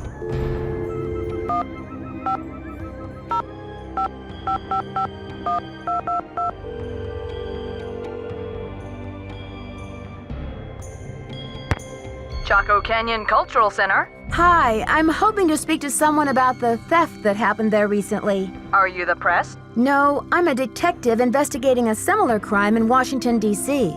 This is Sheila Schultz, the director. What would you like to know? My name is Nancy Drew. I'm calling from the Beach Hill Museum in Washington, D.C. I understand you had some rare Maya artifacts stolen recently. That's right. It's a terrible loss. And the police here have no leads. Beach Hill was robbed, too. We lost one of our prized jade carvings. I'm very sorry to hear that. I'm wondering if the robberies are connected. Do you mind if I ask you a few questions about the incident at Chaco Canyon? Fire away. I heard the thief left a red handprint at the scene of the crime. Is that true? Yes. It was very gruesome. It looked like blood, but according to the police analysis, the print was made with a mercuric sulfide paste. Do you know of any symbolic meaning attached to a red hand? Don't walk, don't go there, talk to the hand, as my 15-year-old would say? Really, I haven't the slightest idea. What types of artifacts did the thief get away with? Only the center's most prized pieces. The case contained 5 pre-Columbian artifacts that were excavated right from this area. Do you have a list of the stolen pieces? I know those pieces like the back of my hand. There were 3 pottery pieces, a small stone figurine with a snake head, and an ornamental jade carving. I'm interested in the jade carving. What did it look like? It was highly unusual. There was a glyph on it that no one could translate. Until we hired Henrik Vanderheun, that is. His opinion was that it's Mayan in origin, and that it may have been a place-name glyph for this area. As you can imagine, we regarded it as something of a regional treasure. Do you know that Henrik Vanderheun works for Beach Hill now? Yes, I know. His departure was a great loss for us. Was Henrik still working at Chaco Canyon when the theft occurred? No. It happened just a few days after he left. I remember because after the police left, the staff and I were so depressed, we went into the lounge and pigged out on the rest of Henrik's farewell cake. Was Henrik on good terms with Chaco Canyon when he left? Well, it was awfully abrupt. As soon as he heard about that monolith, boom, he was gone. For some reason, he just had to go study it. We weren't exactly happy about it, but it's not like quitting is against the law. Do you recall having some appraisal work done by an art dealer by the name of Taylor Sinclair? How could I forget? He went on and on about the impossibly rare artifacts he could get for us. I said, "Are you an art dealer or a smuggler?" But he assured me that the provenance documents would all be in order. Still, I never did any further business with him. He just seemed slippery. Could you send me a photo of that jade carving so I can take a look at the glyph? I'm afraid I sent our only print off to the insurance company. They said they'd return it, but who knows when our claim will be processed. I'm sorry. I've just got to get my hands on a replica of that jade carving you lost. Do you have any ideas? Not off the top of my head, but maybe one of my staff will have a bright idea.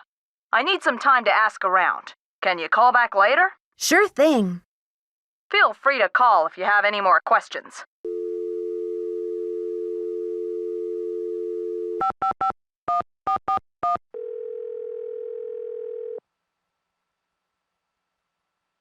Boswell, Jackson, and Rose, how may I direct your call? I'd like to speak to Franklin Rose, please. I'm sorry, but Mr. Rose is out of the office.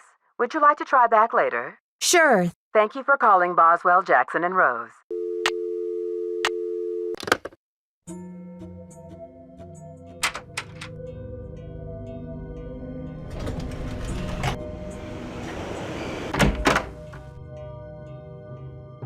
Good afternoon, young lady. Henrik, I received a note from your friends in Copan. I've got the Copan Fool key. I still need the Pakal, though. How's your memory? The tomb. Nancy, I hid the Pakal carving in the replica of the Pakal tomb at the bottom of the temple exhibit. Huh, now how did I think of that? And another thing, you'll need to get past that computer quiz. Sonny set it up with an impossible question. No one knows what Pakal was afraid of, but Sonny was petrified of the Coatamundi. It's an ornery bandit with a narrow snout and a long ringed tail, much like a raccoon or a polecat. According to your notes, Pakal made a 6-part key to the Whisperer's tomb and scattered the pieces around the world. Do you remember anything about this? 6 keys? 6 keys? 6 keys! Nancy, what are the 4 corners of the world? North, south, east, and west. Plus the first king, Pakal himself, and the Copan Fool.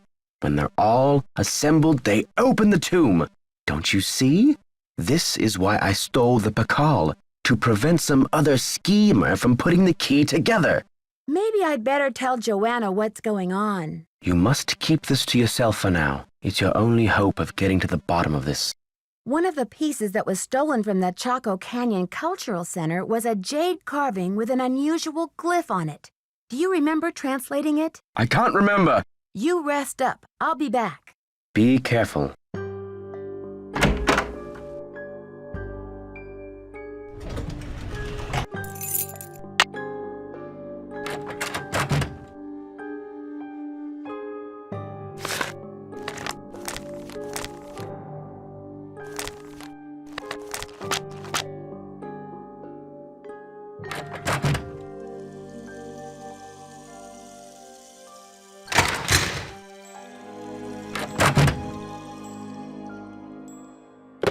You have no voice.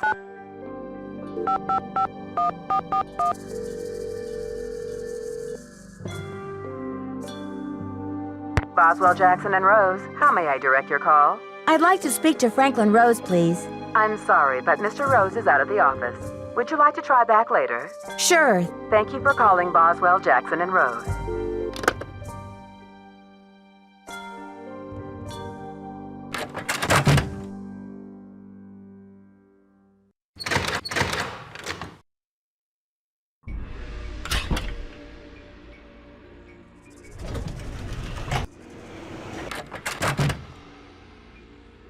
Any news? Mind if I help myself to one of those scrumptious-looking Oaxacan cookies? Be my guest.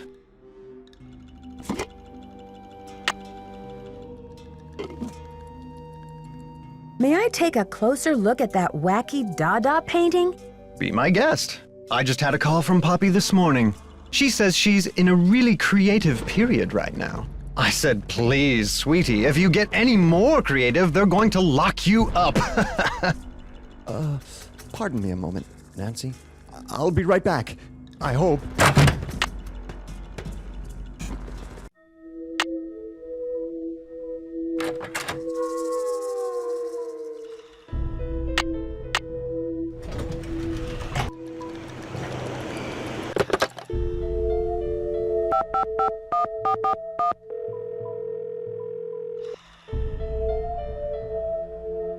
Boswell, Jackson, and Rose, how may I direct your call? I'd like to speak to Franklin Rose, please. I'm sorry, but Mr. Rose is out of the office. Would you like to try back later? Sure. Thank you for calling Boswell, Jackson, and Rose.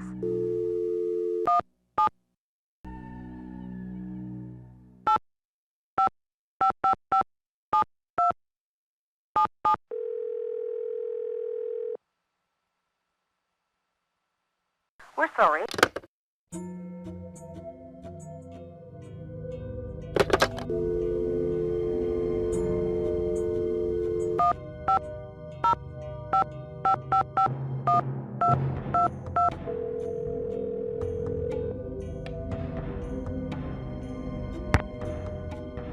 Chaco Canyon Cultural Center. Hi, this is Nancy Drew calling.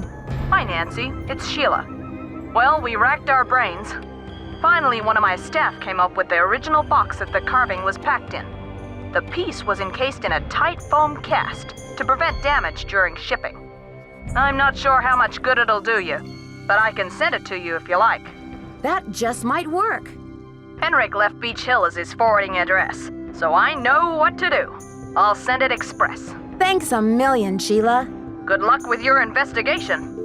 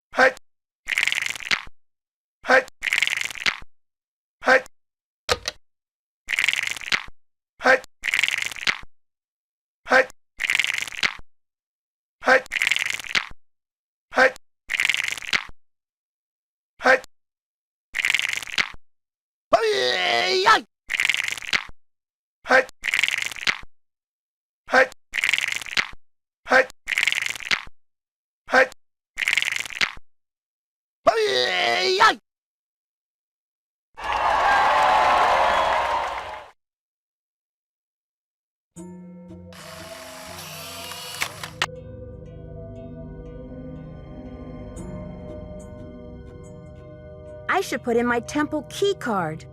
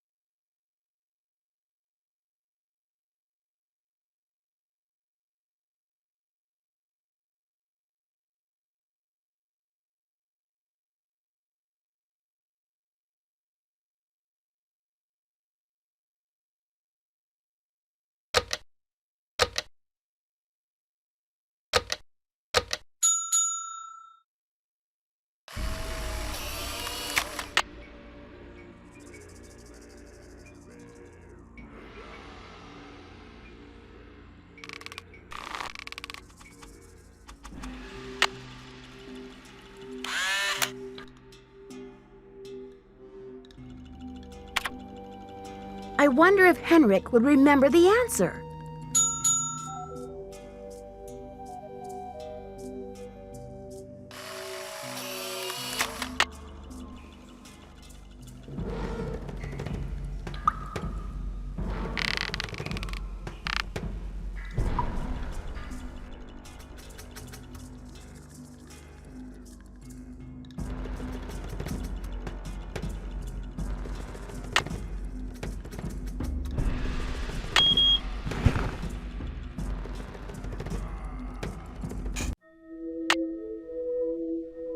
You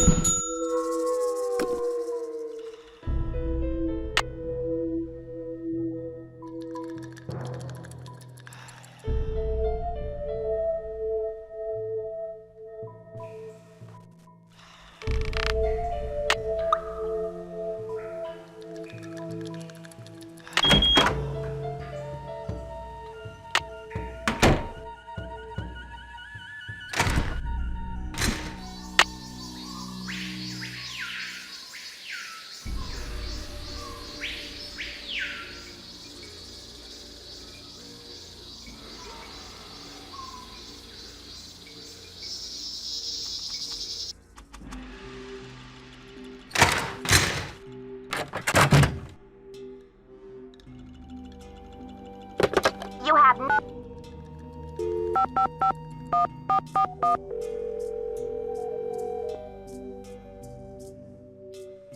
Boswell, Jackson, and Rose. May I speak to Franklin Rose, please? Who may I say is calling? This is Nancy Drew. Just a minute, please. Nancy, how's your investigation coming along? I'm making good progress, and the Pakal carving is safe and sound. But I'm afraid I can't tell you everything yet. What in the world are you talking about? I'm sorry, but I can't explain everything now. I'll take good care of the carving, I promise. What can I say, Nancy? I don't like it.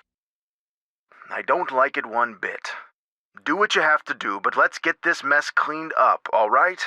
So you'll call Joanna and invite her back to work? I'll call her right away. Thanks, Mr. Rose. That's what I'm here for.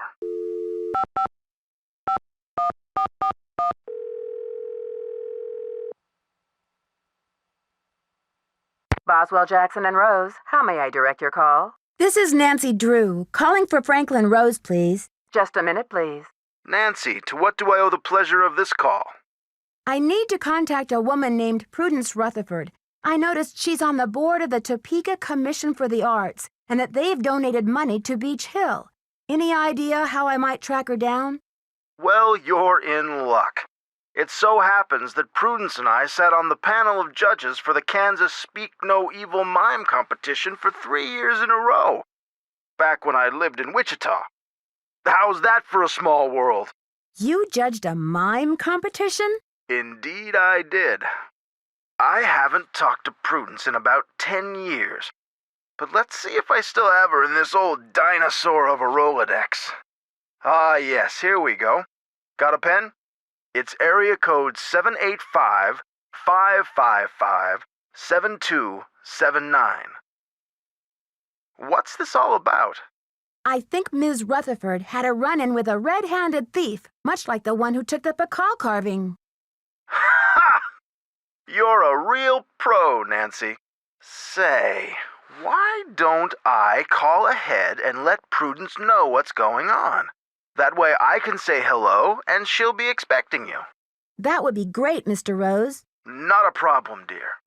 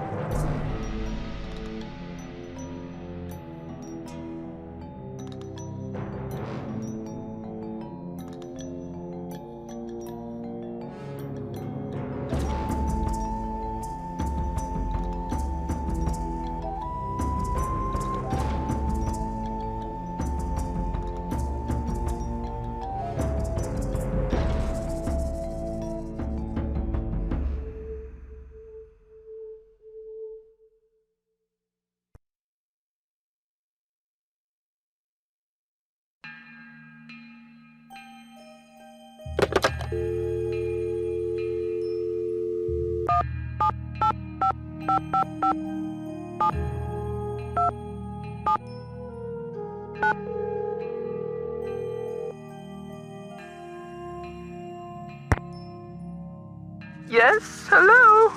Hi, this is Nancy Drew, calling from Washington, D.C. I'm trying to reach Prudence Rutherford, please.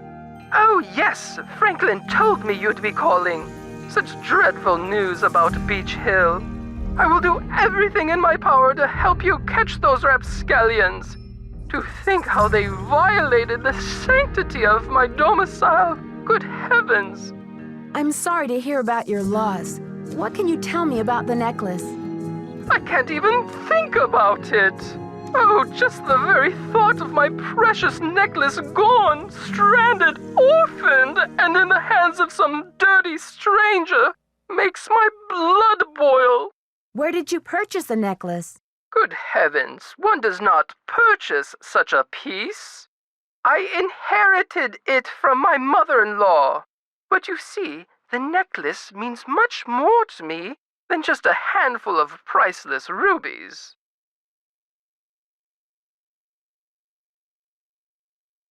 More? In what way? I had the necklace restrung to include an exquisite jade carving as the centerpiece, a genuine artifact of the ancient Maya. The carving is not only one of a kind, but a Rutherford family heirloom given to me by my great-grandfather when I was just a little girl. What does the jade piece look like?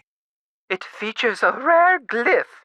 No one's been able to give me a precise translation, but most epigraphers have agreed that it has something to do with a snake, the color green, and the direction south. It's terribly fascinating. About the theft, where were you when it took place? At 3 a.m.? Well, I was home, of course. Lost in sweet slumber. I don't grace the social circuit the way I used to. That brazen fiend crept right into the bedroom and took my necklace away. Where was I? Picking peaches in the fruit-laden orchards of my dreams. I feel like such a fool. Was anything else taken besides the necklace? Nothing. Not even my brand new Dada.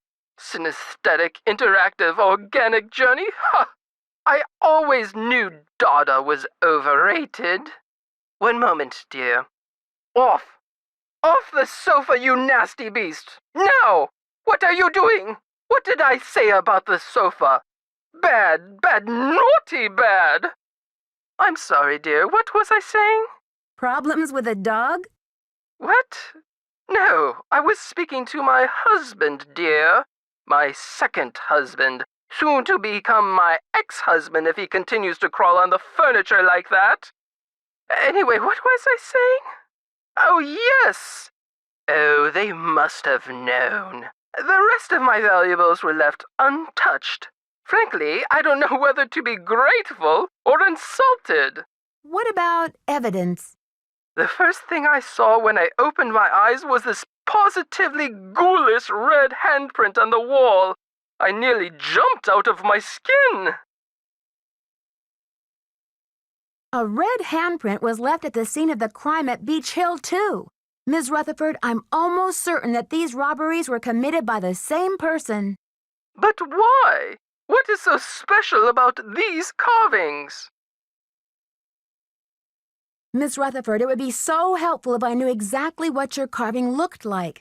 Could you send me a picture that shows it in detail? I can do better than a photo. The insurance company made this dreadful replica of the necklace with the idea that I would wear such a thing to public functions. Please. But I could send that to you if you'd like. Oh, that would be wonderful. How soon could you have it here? You'll have it tomorrow or the next day. My secretary will have the address of the museum. Now, if that is all you will require, young lady, I will need to attend to other pressing matters. Thanks a million, Miss Rutherford. I won't let you down. Call me Prudence. Oh, and Nancy, when you find the villains who did this to me, do me a favor and give them a sound thrashing. You're coming through loud and clear. Bye.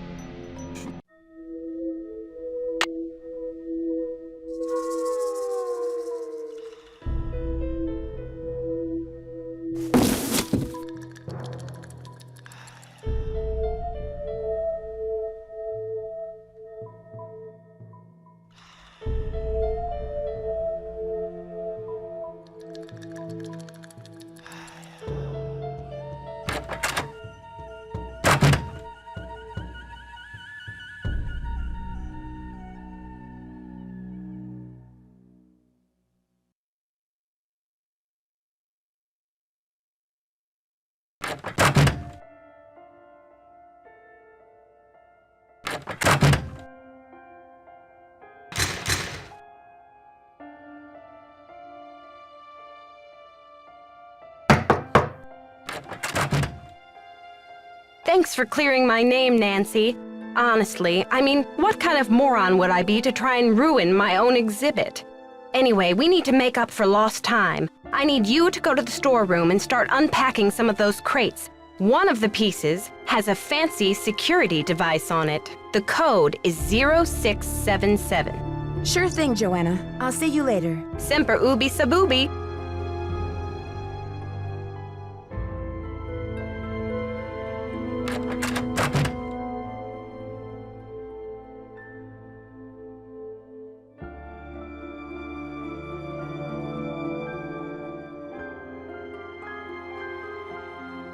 It's locked.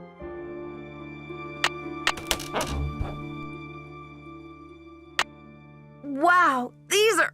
I'm not sure I can hold on to these stones for very much longer. I've got to put these things down.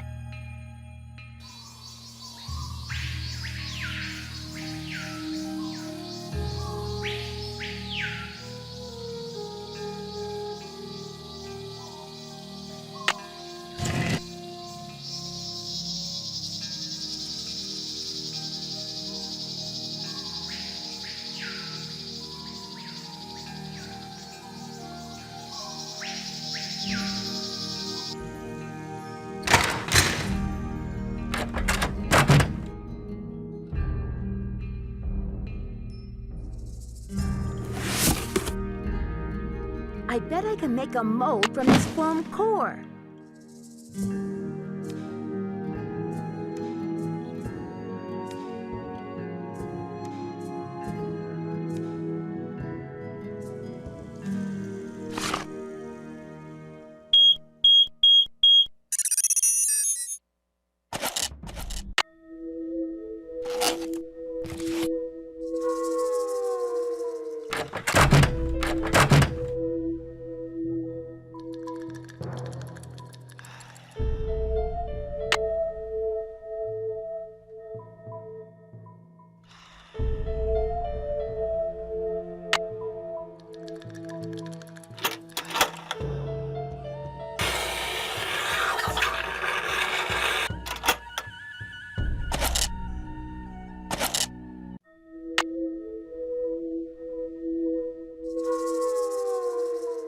According to Henrik's notes, I need to make a key out of these pieces.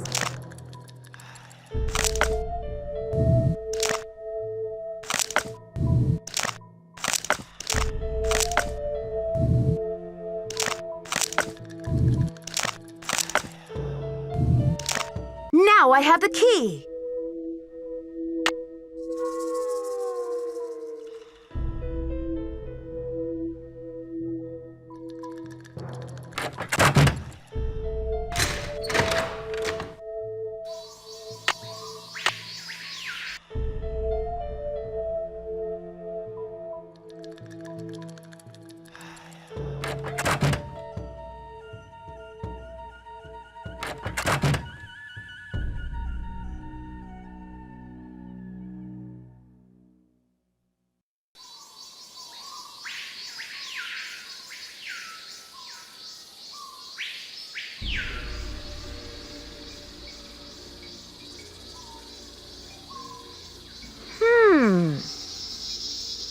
Interesting. The poem said, when the first king ascends again.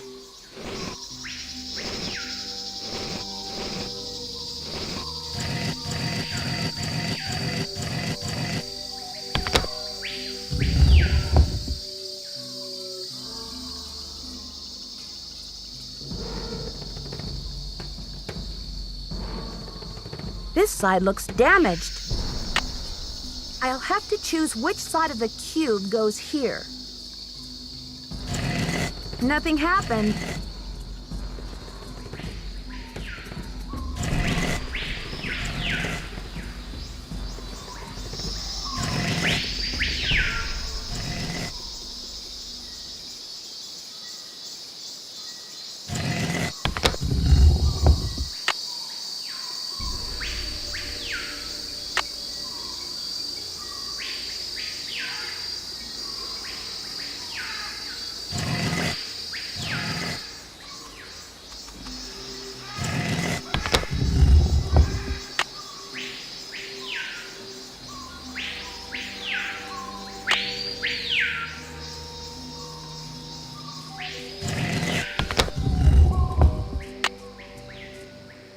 I've already solved this part.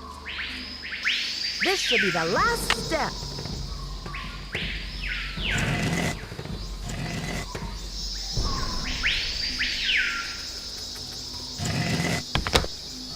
I wonder what's inside.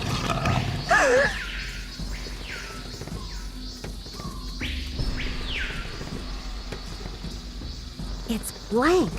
Who's your friend, Nancy? Boo. Taylor Sinclair! Who'd you expect, the Tooth Fairy? Looks like someone forgot her beauty cream. I guess we can't all age gracefully. I'm sure she would say the same about you.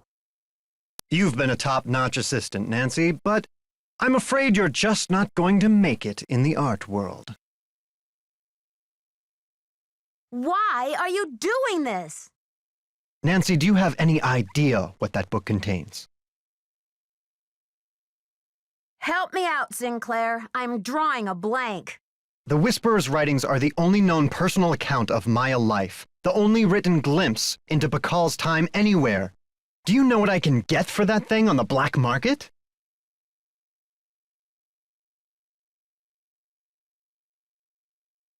You have no right to do this. The book is not yours to sell. Simple economics suggest otherwise. And I am the art dealer. This tomb and all of its contents belong to Mexico. Finders keepers, I say. Nobody even realizes this thing has any contents. Won't they get a surprise when they finally open it up and find that it contains a 7th century scribe and a 21st century detective? Adios, Nancy.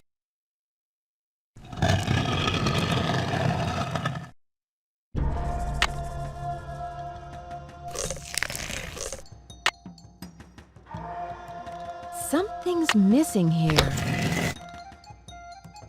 I'm starting to run out of air in here.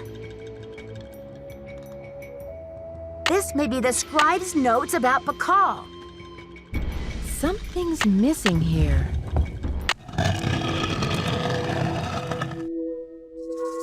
Behold! Our heroine emerges from the tomb, like a mermaid from the sea. Meanwhile, the foolish villain stews in the sour soup of his own miscalculation. From deep in the recesses of time, a wise royal scribe whispers her thanks. And a priceless chapter of history is rescued from obscurity. Way to go, Nancy! What in the world? Ah! Confound you, Nancy Drew! Dear Dad, it was great to talk to you on the phone last night. I can't wait to see you back in River Heights where I can fill you in on the whole story. Can you believe that your own daughter was recently standing face to face with a real mummy? Now that the scribe's book has been recovered, I understand how important it is and why Taylor thought he could make a fortune selling it on the black market. The book contains one of the only personal accounts of Maya life in existence anywhere. I'm sure it'll be a tremendous addition to our knowledge of the Maya once it's translated, that is. And now that Henrik's memory is back up to speed again, I'm sure he'll be itching to get to work on it. Taylor Sinclair won't be making any art deals for a long time, though, that's for sure. I guess I shouldn't be surprised about Alejandro's discovery that the Pakal carving's provenance documents were faked after all. When Franklin Rose and the board found out, they arranged to return the artifact to Mexico right away. Mexican officials are so happy to have the artifact back, they have pledged a new era of diplomatic relations with Beach Hill. Joanna sure learned her lesson about making deals with shady operators like Taylor. The board has agreed to give her another chance as long as she reforms her business tactics. And what else? Oh yes, Poppy Dada's announced a new direction in her artwork. All her new paintings are going to feature, what else? Mysterious red handprints. So I guess everyone is taking off in new directions now. I'm going to stay and help this exhibit get launched. But I'll see you back at home in a couple of weeks. Have a safe trip home. Love, Nancy.